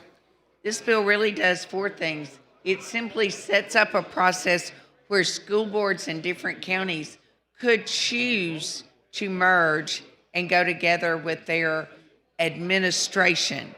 They would still have participation. It would not do away with any system. It would be if it happened, the new board would be a multi-county board. It sets up the department to study if systems want to go together, what that would look like. It gives an opportunity if a large group don't want to participate, how they can set up opposition, and then it does the rules. The other thing I really like about this is that the group that's PARCA that works with a lot of different parts of education looking at the data, they're actually doing a study this spring to see what some of the benefits could be. So I really appreciate their efforts on that Okay, a small school system, a county, rural school, several school systems within that, they can combine, now what school board would operate? They have one school board for how many systems? They would have a multi-system school board. We would not do away with any system. Every county would still have their school system, but your board would be a multi-board having people from each of the participating counties. Okay, each county. You could then have one administration, one leadership. You could get some economies of scale by working together. Now, how would you select or elect these people? They would choose what they wanted to do. None of this bill requires anything. They would have to work out those details like how transportation would work. If one county had indebtedness, they would work all that out through their resolution. And if the people voted on it, a majority, that's the only way it would become law. What is the advantages of this? Well, how is it going to advance and how is it going to help these A lot of rural those small schools? counties are like just 10 mil counties. So it would allow them to put less money in administration and more money back in the classroom. Do you think it's a top heavy in the administration? I do. So this will eliminate some superintendents. Well, you would have one for that whole system, yes. But only if you chose to do it or participate. It does not require anything. But I found out people they want their own. Everybody. And they may. This does not. And that's This why we simply got all these opens systems up an now. option to put more money back in the classroom, and systems will choose to participate and look into it, or they will choose not to. Do you have the data on how many school systems we have in the state of Alabama? I think there are 10 with less than 1,000. 10 systems with less than 1,000 students. But it costs them just like it costs anyone else. Sounding better all the time, isn't it? How we resolve that? It will be very complicated, and I'm not reducing that. Not only but complicated, it gives them convoluted. the option to be able to, but only if all of Alabama votes to support it. I hear what you're saying. You know, it sounds, that's a good panacea. It's going to help save some money. You're going to lose some jobs. One superintendent, well, you got 4 now. You have 1. You could do 2 systems. You could do 3. You could do. You got a board person from this if county they and another choose from to that. do it. Then you got a city school. You know, I got some city schools. And this isn't the city. This Just is county. just counties. Now, I don't think that's fair if you're just going to do it for. You got We 300 already kids had a in a bill that allows city schools to do it. Chairman Garrett had that bill earlier. That's what gave me the idea. Well, I think we need a little more talk on this. There's a lot that, the devil's always in the details when they're trying to And I don't progress. tell anybody how they have to do their details. That would be completely up to So you leave it up to the local folks to do this? Yes. It's not a mandate if they choose. None. Completely permissive. How much we going to save? Have you decided that? You have a Well, little some of fiscal that note on that? could be, research could be provided when Parka does a study. But when you look at the specific school systems thinking about coming together, the bill actually calls for the state board to do a study on what the benefits and how it would affect the quality and the programs and the staff and the transportation and the students and the communities. Well, I kind of like your precepts, but it's the collateral damage that's going to be the fallout. That's what I'm trying to pull in my brain here now. I'm trying to get more funding back in the classroom. I hear you, because our kids definitely need that. So I'm not going to filibuster your bills, but at the proper time, I'm going to look at it a little farther and. Happy to talk to you about it. Thank you. We need to talk about it. But thank you for bringing this. You said Parker is the one that has the research They're on this. talking about doing some research this year so that before it got on the ballot next fall, we would actually have more information about it. All right, thank you. Thank you, Sir Cap. Sure, thanks, the gentleman. Chair recognizes the gentleman from Hale, Representative Travis.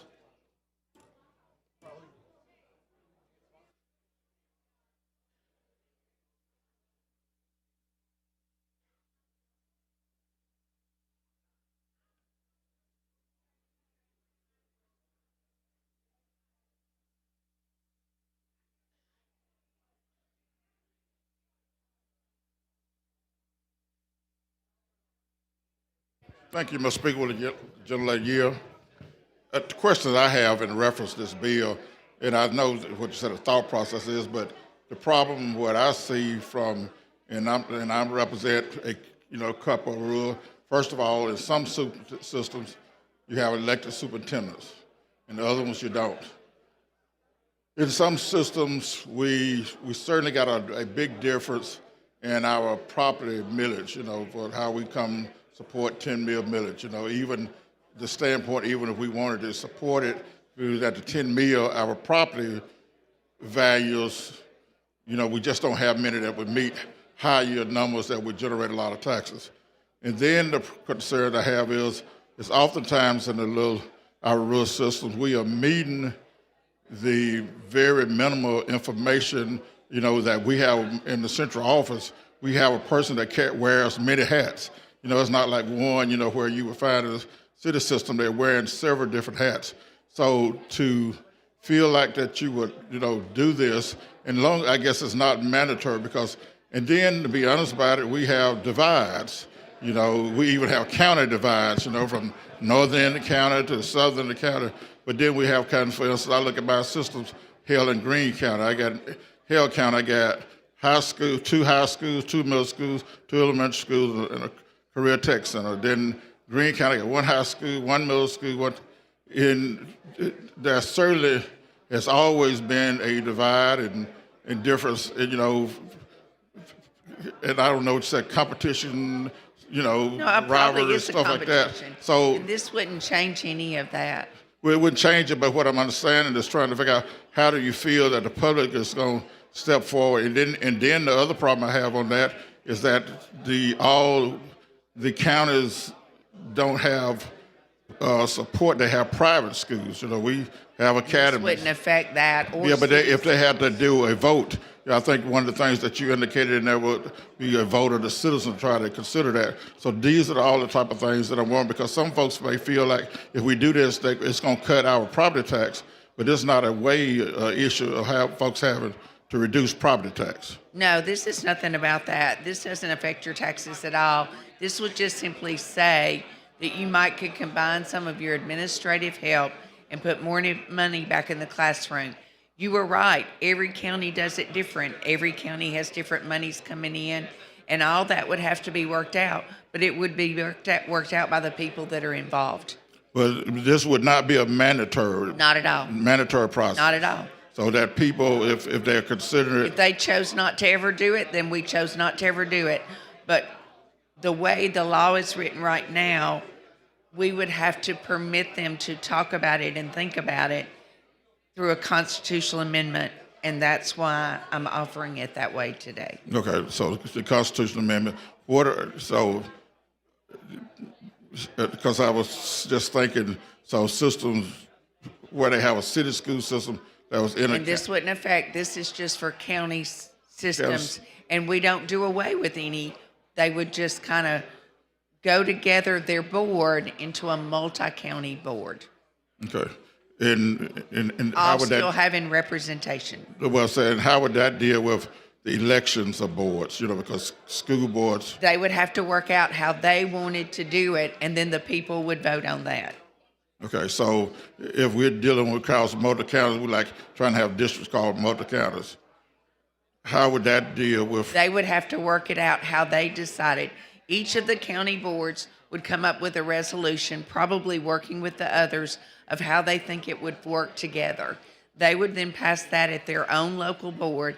Then there would be 30 days for everyone to review and to go over that, and then the locals would. And there's actually a whole provision about how, if there's a lot of opposition, that they can go through well, I that. read it, that's why I asked the questions about certain, but as long as it is not mandatory. Not required. mandatory, not one bit of it. Okay, because like I said, we never broke our rivalries, and I just see that being, and rivalries still. I would think those rivalries will still be there. Well, but the same part is, those rivalries still exist now in certain counties, like I know one county I'd call it, but when just the superintendent election, they elect superintendents. So we got the north end of the county versus the southern end of the county. So you still have all those type of decisions, and right now it's an issue that one school built a facility for their football program, one end of the county for the county board for indoor practice facility, and the northern end didn't get it, so it's issues there. So that's what I'm asking, how do you see that, but not as a requirement? And however they decided is how it would work. All right, thank you. You're welcome.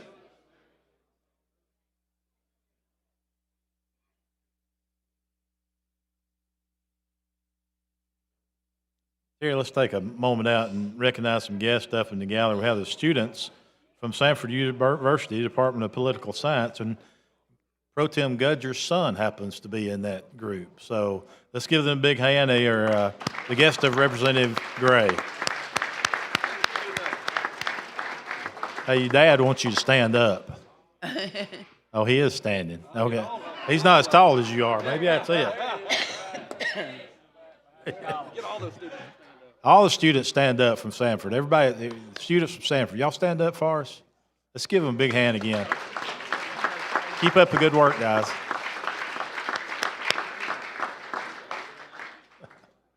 Thank y'all.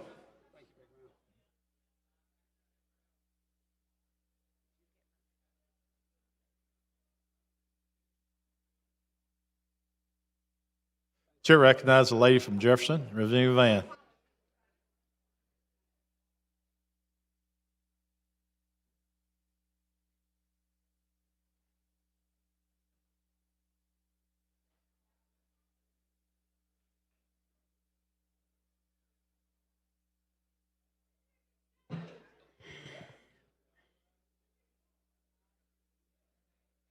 How are you? I'm well. You look so refreshed since you've decided not to come back. It agrees with you. Good. We have a few more days to go or miles to go before we sleep. Correct. Representative Collins, help me understand. Give me some clarity with this bill, if you don't mind. I don't mind at all. It's simply a permissive bill. Right now, every county, according to our Constitution, has their own county school system. This does not change that, but several of those are very small counties. And this simply would open up an option if they wanted to combine their boards so that they would all have representation on a new multi-county board. This sets up a process, if we were to vote on it as a constitutional amendment, that would open up that as an option. Okay, I guess for me, and I hate to say this, but just my limited experience with people, with those who perceive power based upon the fact they are part of an organization or an entity, or they are, what have you, or they are superintendent or the leader for that county. I don't see anybody. And they may not. So my question, now again, I told you, I do not profess to be the smartest in the room. As a matter of fact, I don't even profess to be smart. But what I does know for sure, as the little child said to the teacher, with the level of ego that happens and that all of a sudden breathes on people when they get in position, I could not imagine a school system or a board partaking or deciding to opt out. No, not opt out. Let Join. me finish. You ain't let me Join. finish. Let me finish. You ain't let me finish. I told you I'm slow, but I'm sure. To opt out of being their own system, let me finish. And they decide that they want to merge in because there are some areas where there's only a number of students, and they want to go out into the ocean where the big boats are and opt in to join that particular system, for which they will no longer be their own school board, and they will no longer have their school board meetings, and they will no longer have their school board, whether they're the president or the vice president or just a member of the board. Now, it could happen. All things are possible. I think I heard a song, if you just believe. I just don't believe that's going to happen.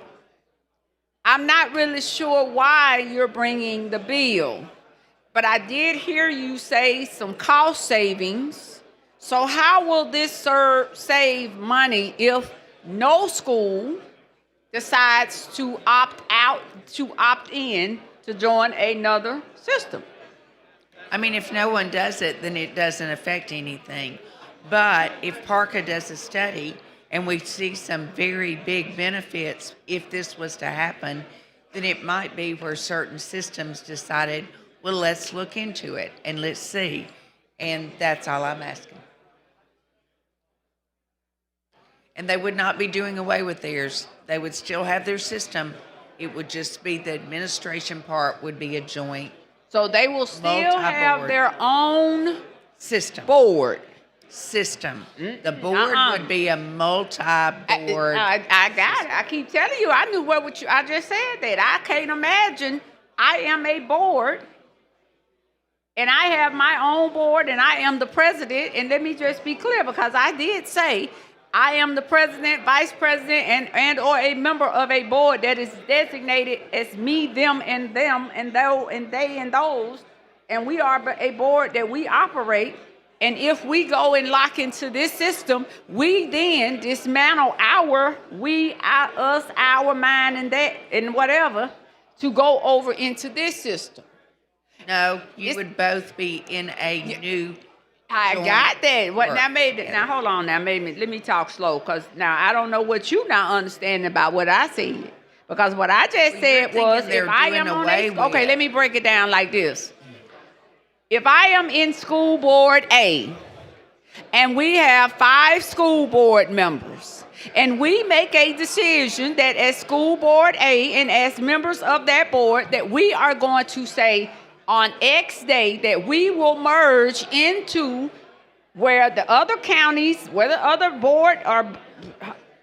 Yes, it is what you're saying, and we will go over into that system where we will no longer exist as a school board by ourselves solo.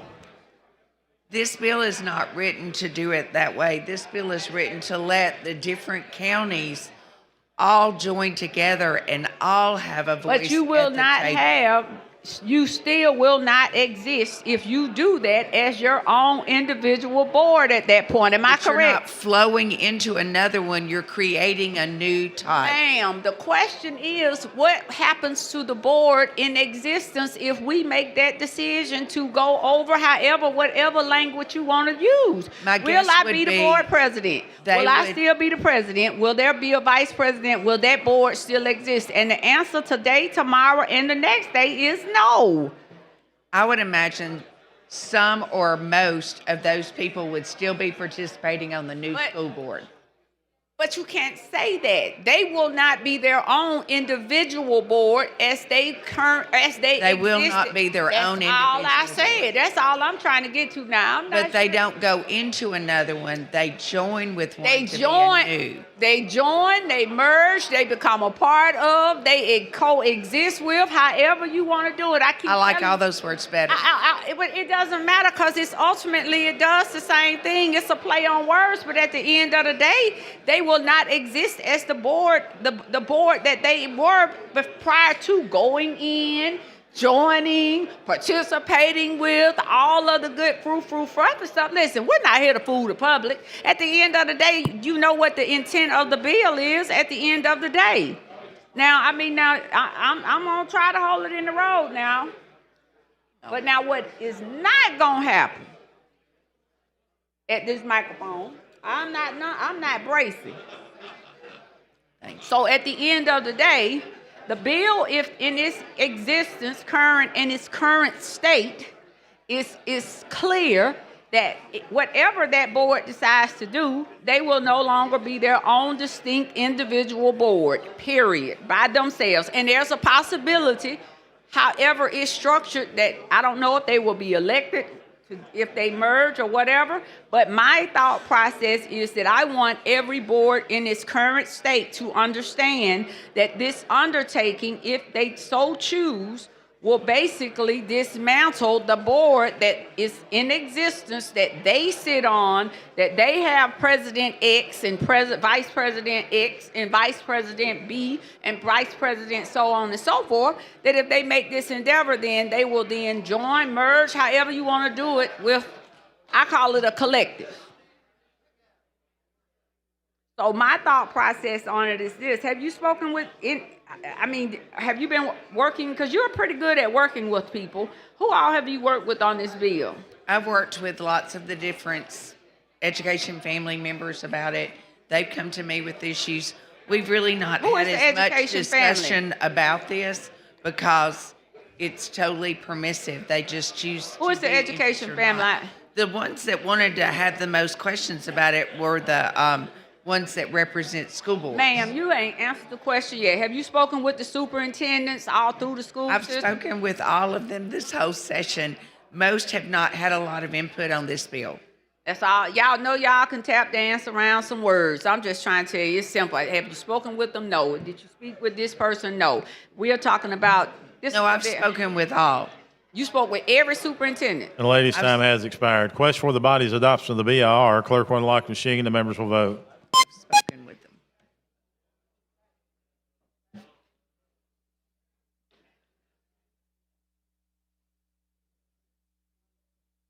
Clerk will lock the machine, record the vote. 100 ayes, 1 nay. The BR has been adopted.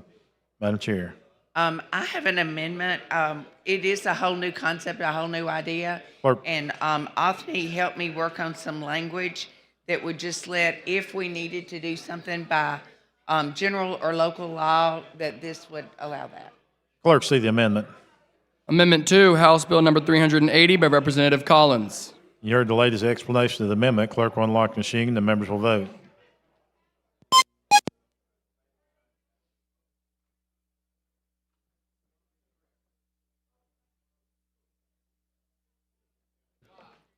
Clerk will lock the machine, record the vote. 96 ayes, 1 nay. The amendment has been adopted.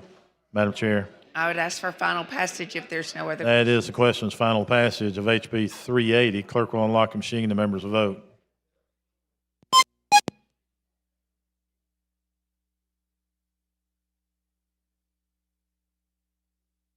Clerk will lock the machine, record the vote. 96 ayes, 2 nays. HB 380 as amended has passed. Thank you, Mr. Speaker. Thank the everybody. lady. Clerk, call next bill.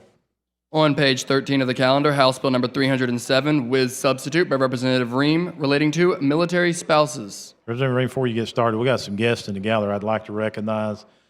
We have with us Wayne and Melanie Hughley, and also Dunny and Kay Lindley. I guess that's Marjorie Lindley. I'm having to read your writing again, Underwood. Guest of Carrie Underwood and Representative Keel. The Hughleys, as y'all might remember, are the parents of Regina, a.k.a. Reagan, used to work in my office a couple of years ago. So good to have them with us here today, and thank y'all for being part of today's house.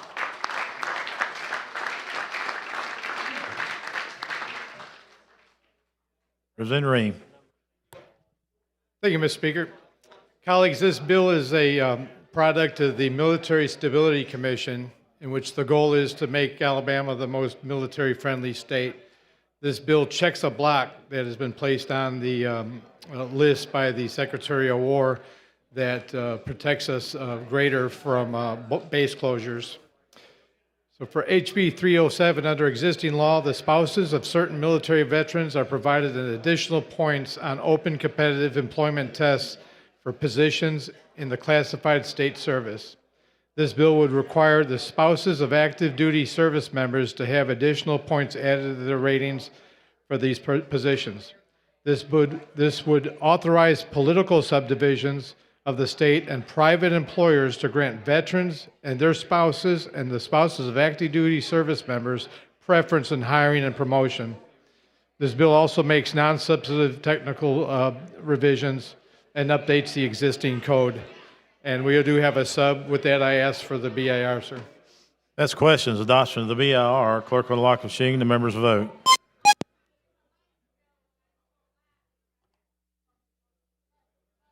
Clerk will lock the machine and record the vote. 105 ayes, 0 nays. BR has been adopted. Representative Ream. And I have a sub, I'm showing a committee sub. a committee sub, yes, sir. Okay, explain that to us, So please. the committee sub made aligned up with SB 55 that's up in the Senate. It's non-substantive. It does have one that would be of interest. It replaces a veteran with an individual with military preference. And with that, I ask for the passage. You heard the gentleman's explanation of the sub. Clerk will unlock the machine and the members will vote.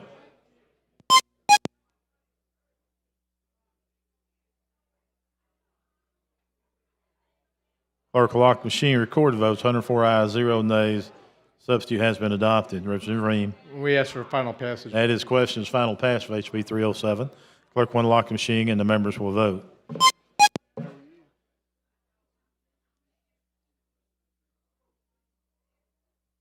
Clerk will lock the machine, record the vote, 103 ayes, 0 nays.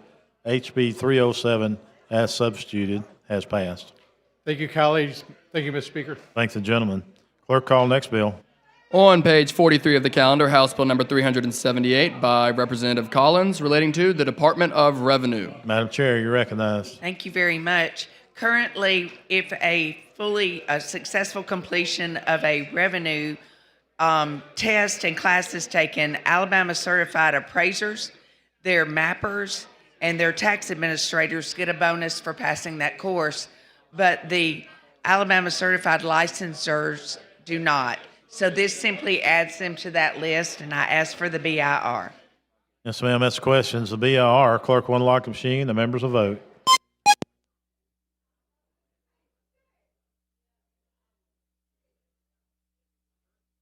Clerk will lock the machine, record the votes, 102 ayes, 0 nays. BR has been adopted. Madam Chair. I move for final passage. That's questions final passage of HB 378. Clerk will unlock the machine and the members will vote.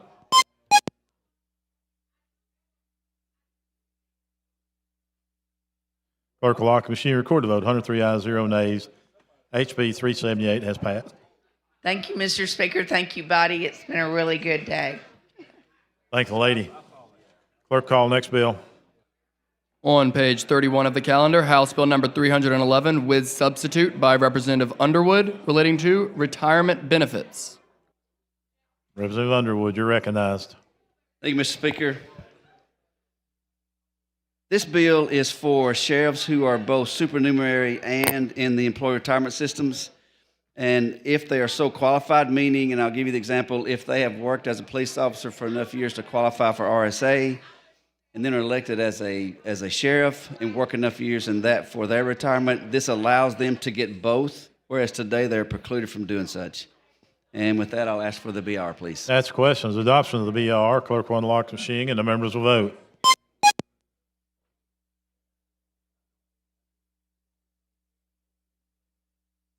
Clerk will lock the machine, record the vote, 100 ayes, 0 nays. BR is adopted. Call for final? I've got a sub. Oh, that's right. There's a sub. Sorry about that. The sub, basically in the first one, it was based on a one for circuit clerks, which is based on case law, but the sheriffs have their own statute, and this one references that statute in the bill. Okay, very good. Question for the body is adoption of the substitute. Clerk will unlock the machine and the members will vote.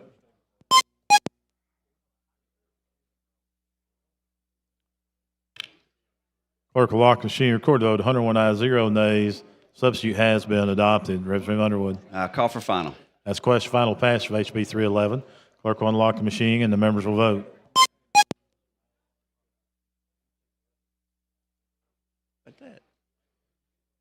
Clerk will lock the machine, record the vote, 101 ayes, 0 nays. HB 311 has passed. Thank you, as Mr. Speaker. substituted.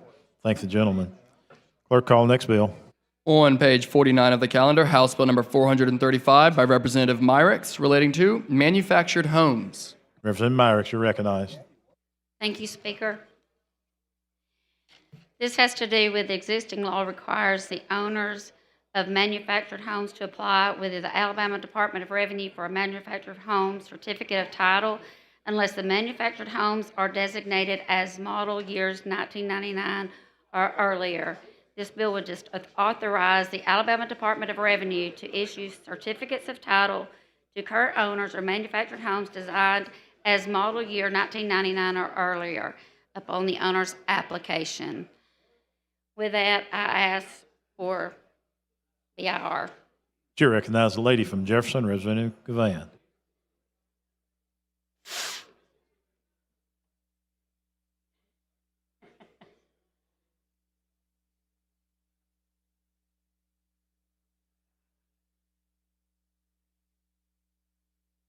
Stop it. I have to look at y'all names because there's so many people come in here. I cut my light off. I have to create my own studio around here. So I got my new light. I can't get it to cut off. Thank you, Dion. Myri, how are you today? I'm good. How are you? Help me. Representative Moore and I were just chit-chatting about this bill. What exactly does this bill do? Well, so like right now, mobile home titles are like 1977 and before. So this makes Talking it to a the lot mic. I easier. can't hear you. And I'm not trying to haze you. You've already gotten your bill out. I'm just trying to get to understand. So this just makes it easier for, like, if you're buying a mobile home or selling a mobile home and you've got this certificate of title, it makes it a lot easier to sell or buy. So like, and it's not required, you can request it. Yeah, I'm just trying to get to what. Yeah, I'm just really trying to get to what are they requesting? The certificate of title. Okay.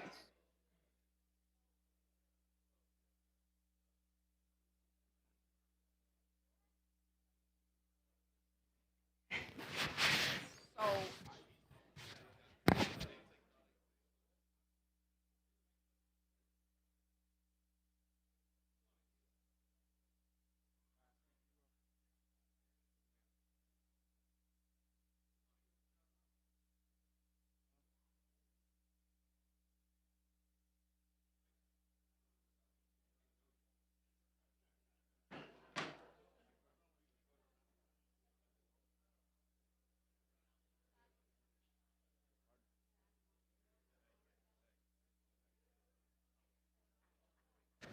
okay, and that is the softer, gentler Wonderland, because I wouldn't want to say something, yeah, because I know folks are waiting and watching, and I'm not going to do that.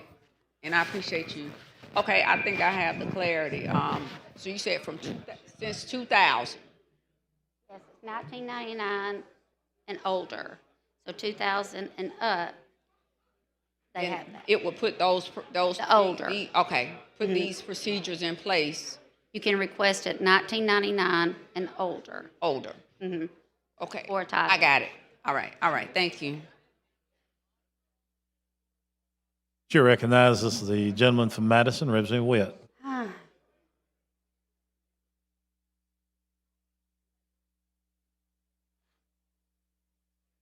Thank you, Mr. Speaker. Just a quick question. So who is asking to bring this bill, I guess? The manufactured mobile homes. So manufacturer mobile homes from 1999, I guess, is asking to bring this piece of legislation? Yes. So currently, when we finance mobile homes, if there are 1999 or whatever, they file a UCC on those, right? When we finance something that doesn't have a title. But you're asking that now when we do finance something, if we were to finance something that old, that it would be getting a title instead of the UCC, is that right? The owner can request a title for that, yes. So that would replace that UCC on the banking and the financing side then. If I go to finance a 1999 mobile home, would I require a UCC or would I require the title? I'm not for sure on that. Okay. So I guess that's just a little bit of questions that I had regarding that and why we were actually needing it, because each trailer has a serial number. It's stamped on with a bill of sale, also, and it's stamped on the frame. So going back and issuing a title for something that's 26, 27 years old is something a little bit out of the ordinary. Now, when people when they sell these mobile homes, it would be just like a car title that they would transfer the car title over, correct? Correct. So so me as a banker, if I loan money on an older mobile home, you can't guarantee that the title is clear because I may have went out and filed a UCC against it when I borrowed money on it years ago. So am I able to go now to the Department of Revenue and even though I've got a lien, get a title? Can request the title. So, but I guess you're not following my question there. So if I have a lien on the mobile home, a UCC. Right. A UCC is filed, so it clouds that issue up with the title, and you don't have a clear title to the mobile home. So then when you sell that, or you go to the Department of Revenue to get a copy of the title, you just go over here and say, I went here and I've borrowed money, and now I'm going to get the title with the Department of Revenue. So I have a lien on it. The title does not have the lien listed, which is filed with the UCC. Does that make sense? Are you following me? I am following Okay. you, and I'm just going to say I don't have the answer to that question. Yeah, because that brings me some concern, to be quite honest with you, regarding that, because how do I have a valid lien? I could have a bank could have a valid lien, and you go over and say request a title from the Department of Revenue, and then they issue you a title. You take this title in hand now that does not have a lien holder on it, and then go sell it to someone else. Yes, I hear what you're saying, and I don't have the answer to that. But again, I've got a lien over here, and you unknowingly, just like a car title. So a bank would hold a car title until that car title is paid off, Mm-hmm. right? Yes. So when you pay your car title off, then your title is released back to you. Correct. But here we seem like we're skipping a step, maybe with a lien possibly on the mobile home, and then we're going to go get a title for it. I will have to check into this more further. Yeah. Thank you.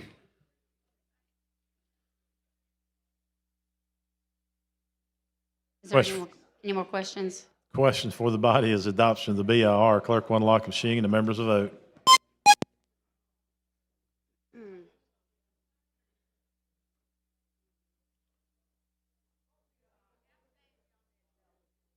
Clerk will lock the machine and record the vote. 84 ayes, 5 nays. BR has been adopted. Mr. Speaker, we have an amendment. Clerk, see the amendment. Amendment 2, House Bill number 435 by Representative Myrick. Here to explain your amendment, please. It just replaces lines 51 through 52 on page 2 with the following. Section 2, this act shall become effective on January 1, 2027. Okay, you heard the lady's explanation of the amendment. Clerk will unlock the machine and the members will vote.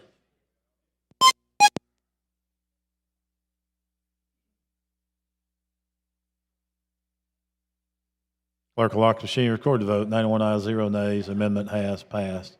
Representative Myrick. With that, I'll ask for the final. That is questions final passage of HB 435 as amended. Clerk will unlock the machine and the members will vote.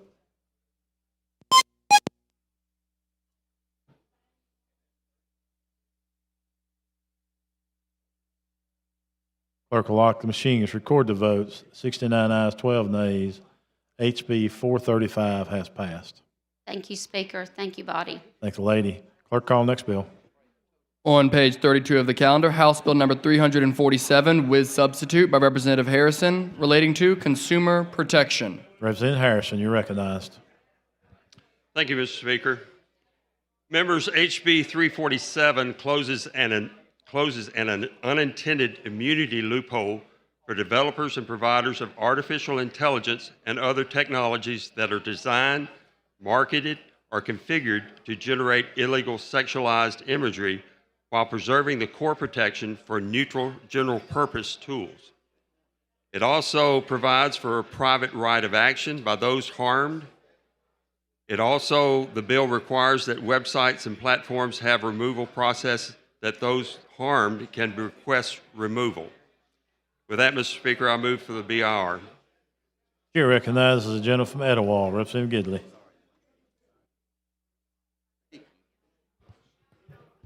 Representative, do you yield? Yes.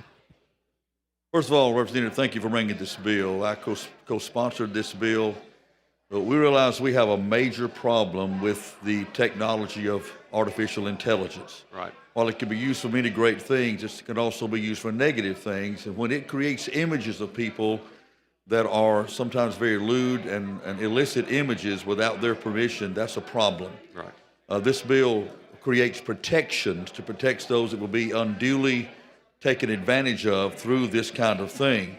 I was privileged to do an op-ed and have it published about this bill because I felt like it was that important that we do everything we can to make sure we protect those that could be harmed by these kind of things, no matter who they are, what age they are, especially our younger people that could be extremely disadvantaged by the use of AI, by taking advantage of them to create things that they would not in any way on their own would have. So thank you for bringing the bill. It's extremely important to put these guardrails in place. Appreciate it. Thank you, Representative Gidley. Chair thanks the gentleman. The question for the body now is the adoption of the BIR. Clerk will unlock the machine. The members will vote.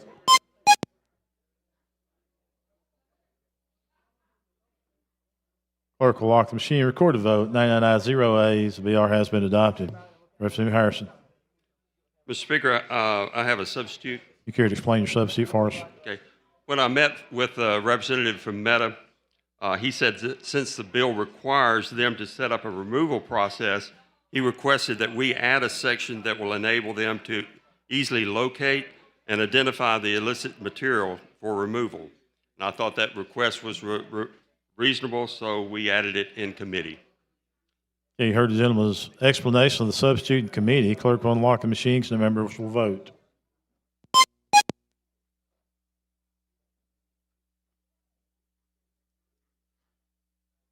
Clerk will lock the machines. Recorded vote 103 ayes, 0 nays. The committee sub has been adopted. Representative Harrison. Mr. Speaker, I move for final passage of HB 347 as substituted. That is the question's final passage of HB 347 is substituted. Clerk will unlock the machines and the members will vote.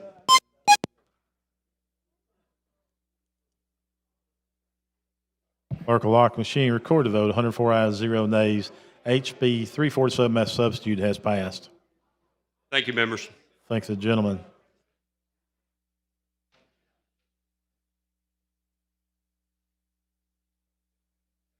Chair recognizes Judge Hill. Yes, sir. Mr. Speaker, I'm sorry. I was out when y'all passed my bill, and I apologize. I was up at the Senate duty wasting my time with them. But I would ask that you reconsider my bill because, which is House Bill 281, because there's a Senate companion bill that I would like to substitute in order to go ahead and get it passed today. Okay, you heard the gentleman's request is reconsider. All in favor say aye. Aye. Any opposed? The bill has been reconsidered. Then, sir, I would like to ask for I think I'd like to submit or substitute Senate Bill 239 for that bill and ask for the BIR. Is that correct?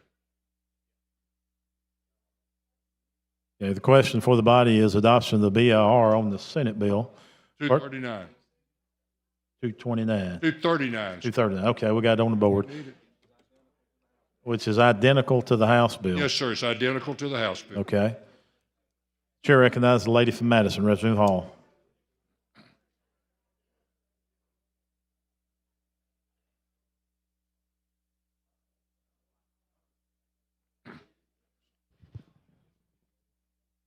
Thank you, Mr. Speaker. Hey, The Ms. gentleman Hall. here, how are you? Ma'am, I'm It's good to fine. see you back. Yes, ma'am. I'm glad to be back, Ms. Good. Hall. 3 weeks of pneumonia is enough.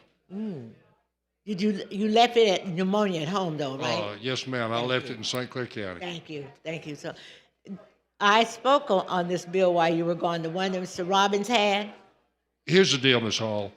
If a child comes over here from another state and DHR must pick that child up for protection, and if we will enter a temporary order giving DHR custody of that child to protect that child. Yes, sir. If the home state of that child does not intervene and take back custody of that child within 6 months, then our courts vest jurisdiction over that child so that we can give that child permanency, adoption, and that kind of thing. It just speeds up a process. 6 months. Yes, ma'am. If they don't do anything for 6 months, say we get a child from Georgia and the family court in Georgia does nothing for 6 months after we issue an order, then our order becomes permanent.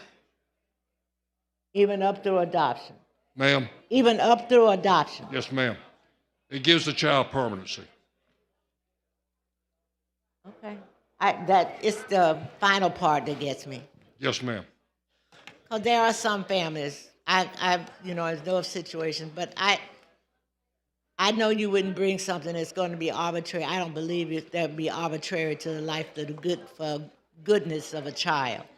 So, and DHR spoke to me about it, but when I read it and it said 6 months, I thought, well, that's a short period of time if families are trying to get their acts together. No, ma'am. It just gives our courts the jurisdiction to handle that child. That doesn't mean you can't reunite the child. It just means that the child doesn't have to go back to Georgia or Mississippi in order to accomplish that purpose. Our DHR still operates under the same constraints that they have today on an Alabama child. Thank you. You're welcome, Ms. Hall. Thank you for the question. Question for the body is the adoption of the BIR. Clerk will unlock the machine and the members will vote.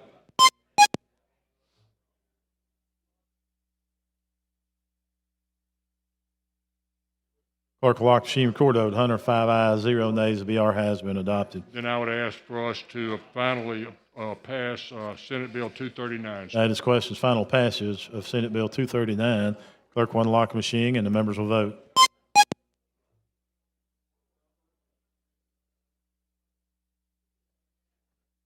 Clerk will lock the machine, record vote, 105 ayes, 0 nays. SB 239 has passed. Mr. Speaker, thank you. And Thank you, ladies and gentlemen. gentlemen, thank y'all. Yes, sir. Mr. Clerk, let's look back at House Bill 97. Mr. Pro Tem.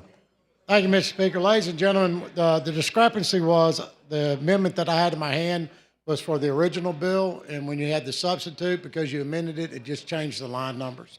It's the same amendment that says they are employees of the state.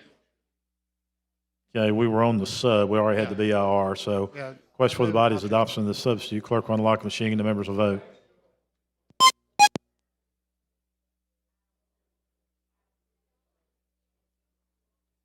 Clerk will lock the machine, record the vote, 105 ayes, 0 nays. Substitute has been adopted. Mr. Pro Tem. Move final passage, substituted. That's the question's final pass is substituted. Clerk will unlock the machine and the members will vote.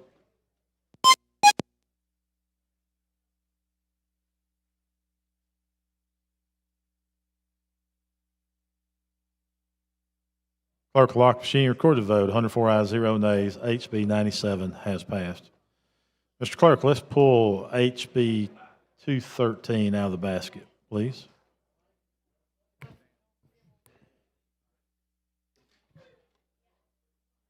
Representative Lomax, you're recognized. Thank you, Mr. Speaker. Yet we had an amendment that was added on in the Senate that would just change it to be effective immediately instead of in October, and I'd like to concur.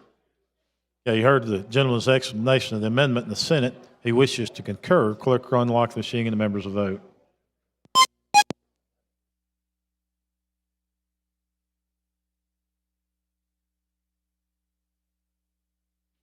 Clerk will lock the machine, record the vote, 105 ayes, 0 nays. HB 213 has passed. Thank you, Mr. Speaker. Thank you, body. gentlemen.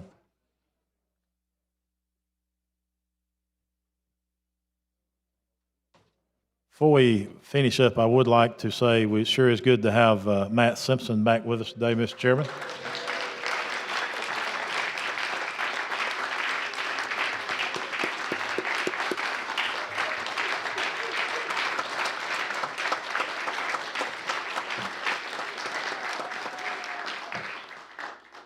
I'm trying to keep my emotions in check so I don't go crazy. I want to thank each and every one of you for the prayers. My family, my wife, my children. I've read every one of your texts and every one of your phone calls. I hadn't had a chance to respond to everything. It's been great to see a family come through this process, and it doesn't matter what aisle you're in, what group you stand with. Thoughts and prayers go a long way through this process, and I'm happy to be here today. I'm happy to be back with you guys, and may not be able to throw fireballs and fastballs just yet, but I'm working on it. So I appreciate you all. Thank you so much.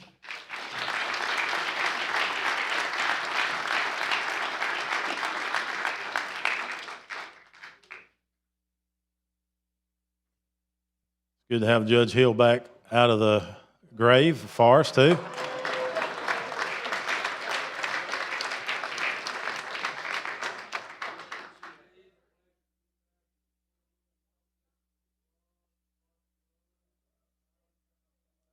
All right, good deal, good deal. The chair recognizes the gentleman from Mobile, Pro Tem Pringle. Thank you, Mr. Speaker. Ladies and gentlemen, please remember the professional firefighters. The reception is across the street tonight. And with that, having agreed previously to meet at 9 a.m. Thursday morning, I move the House stand in adjournment. All in favor say aye. Aye. Any opposed? We are adjourned.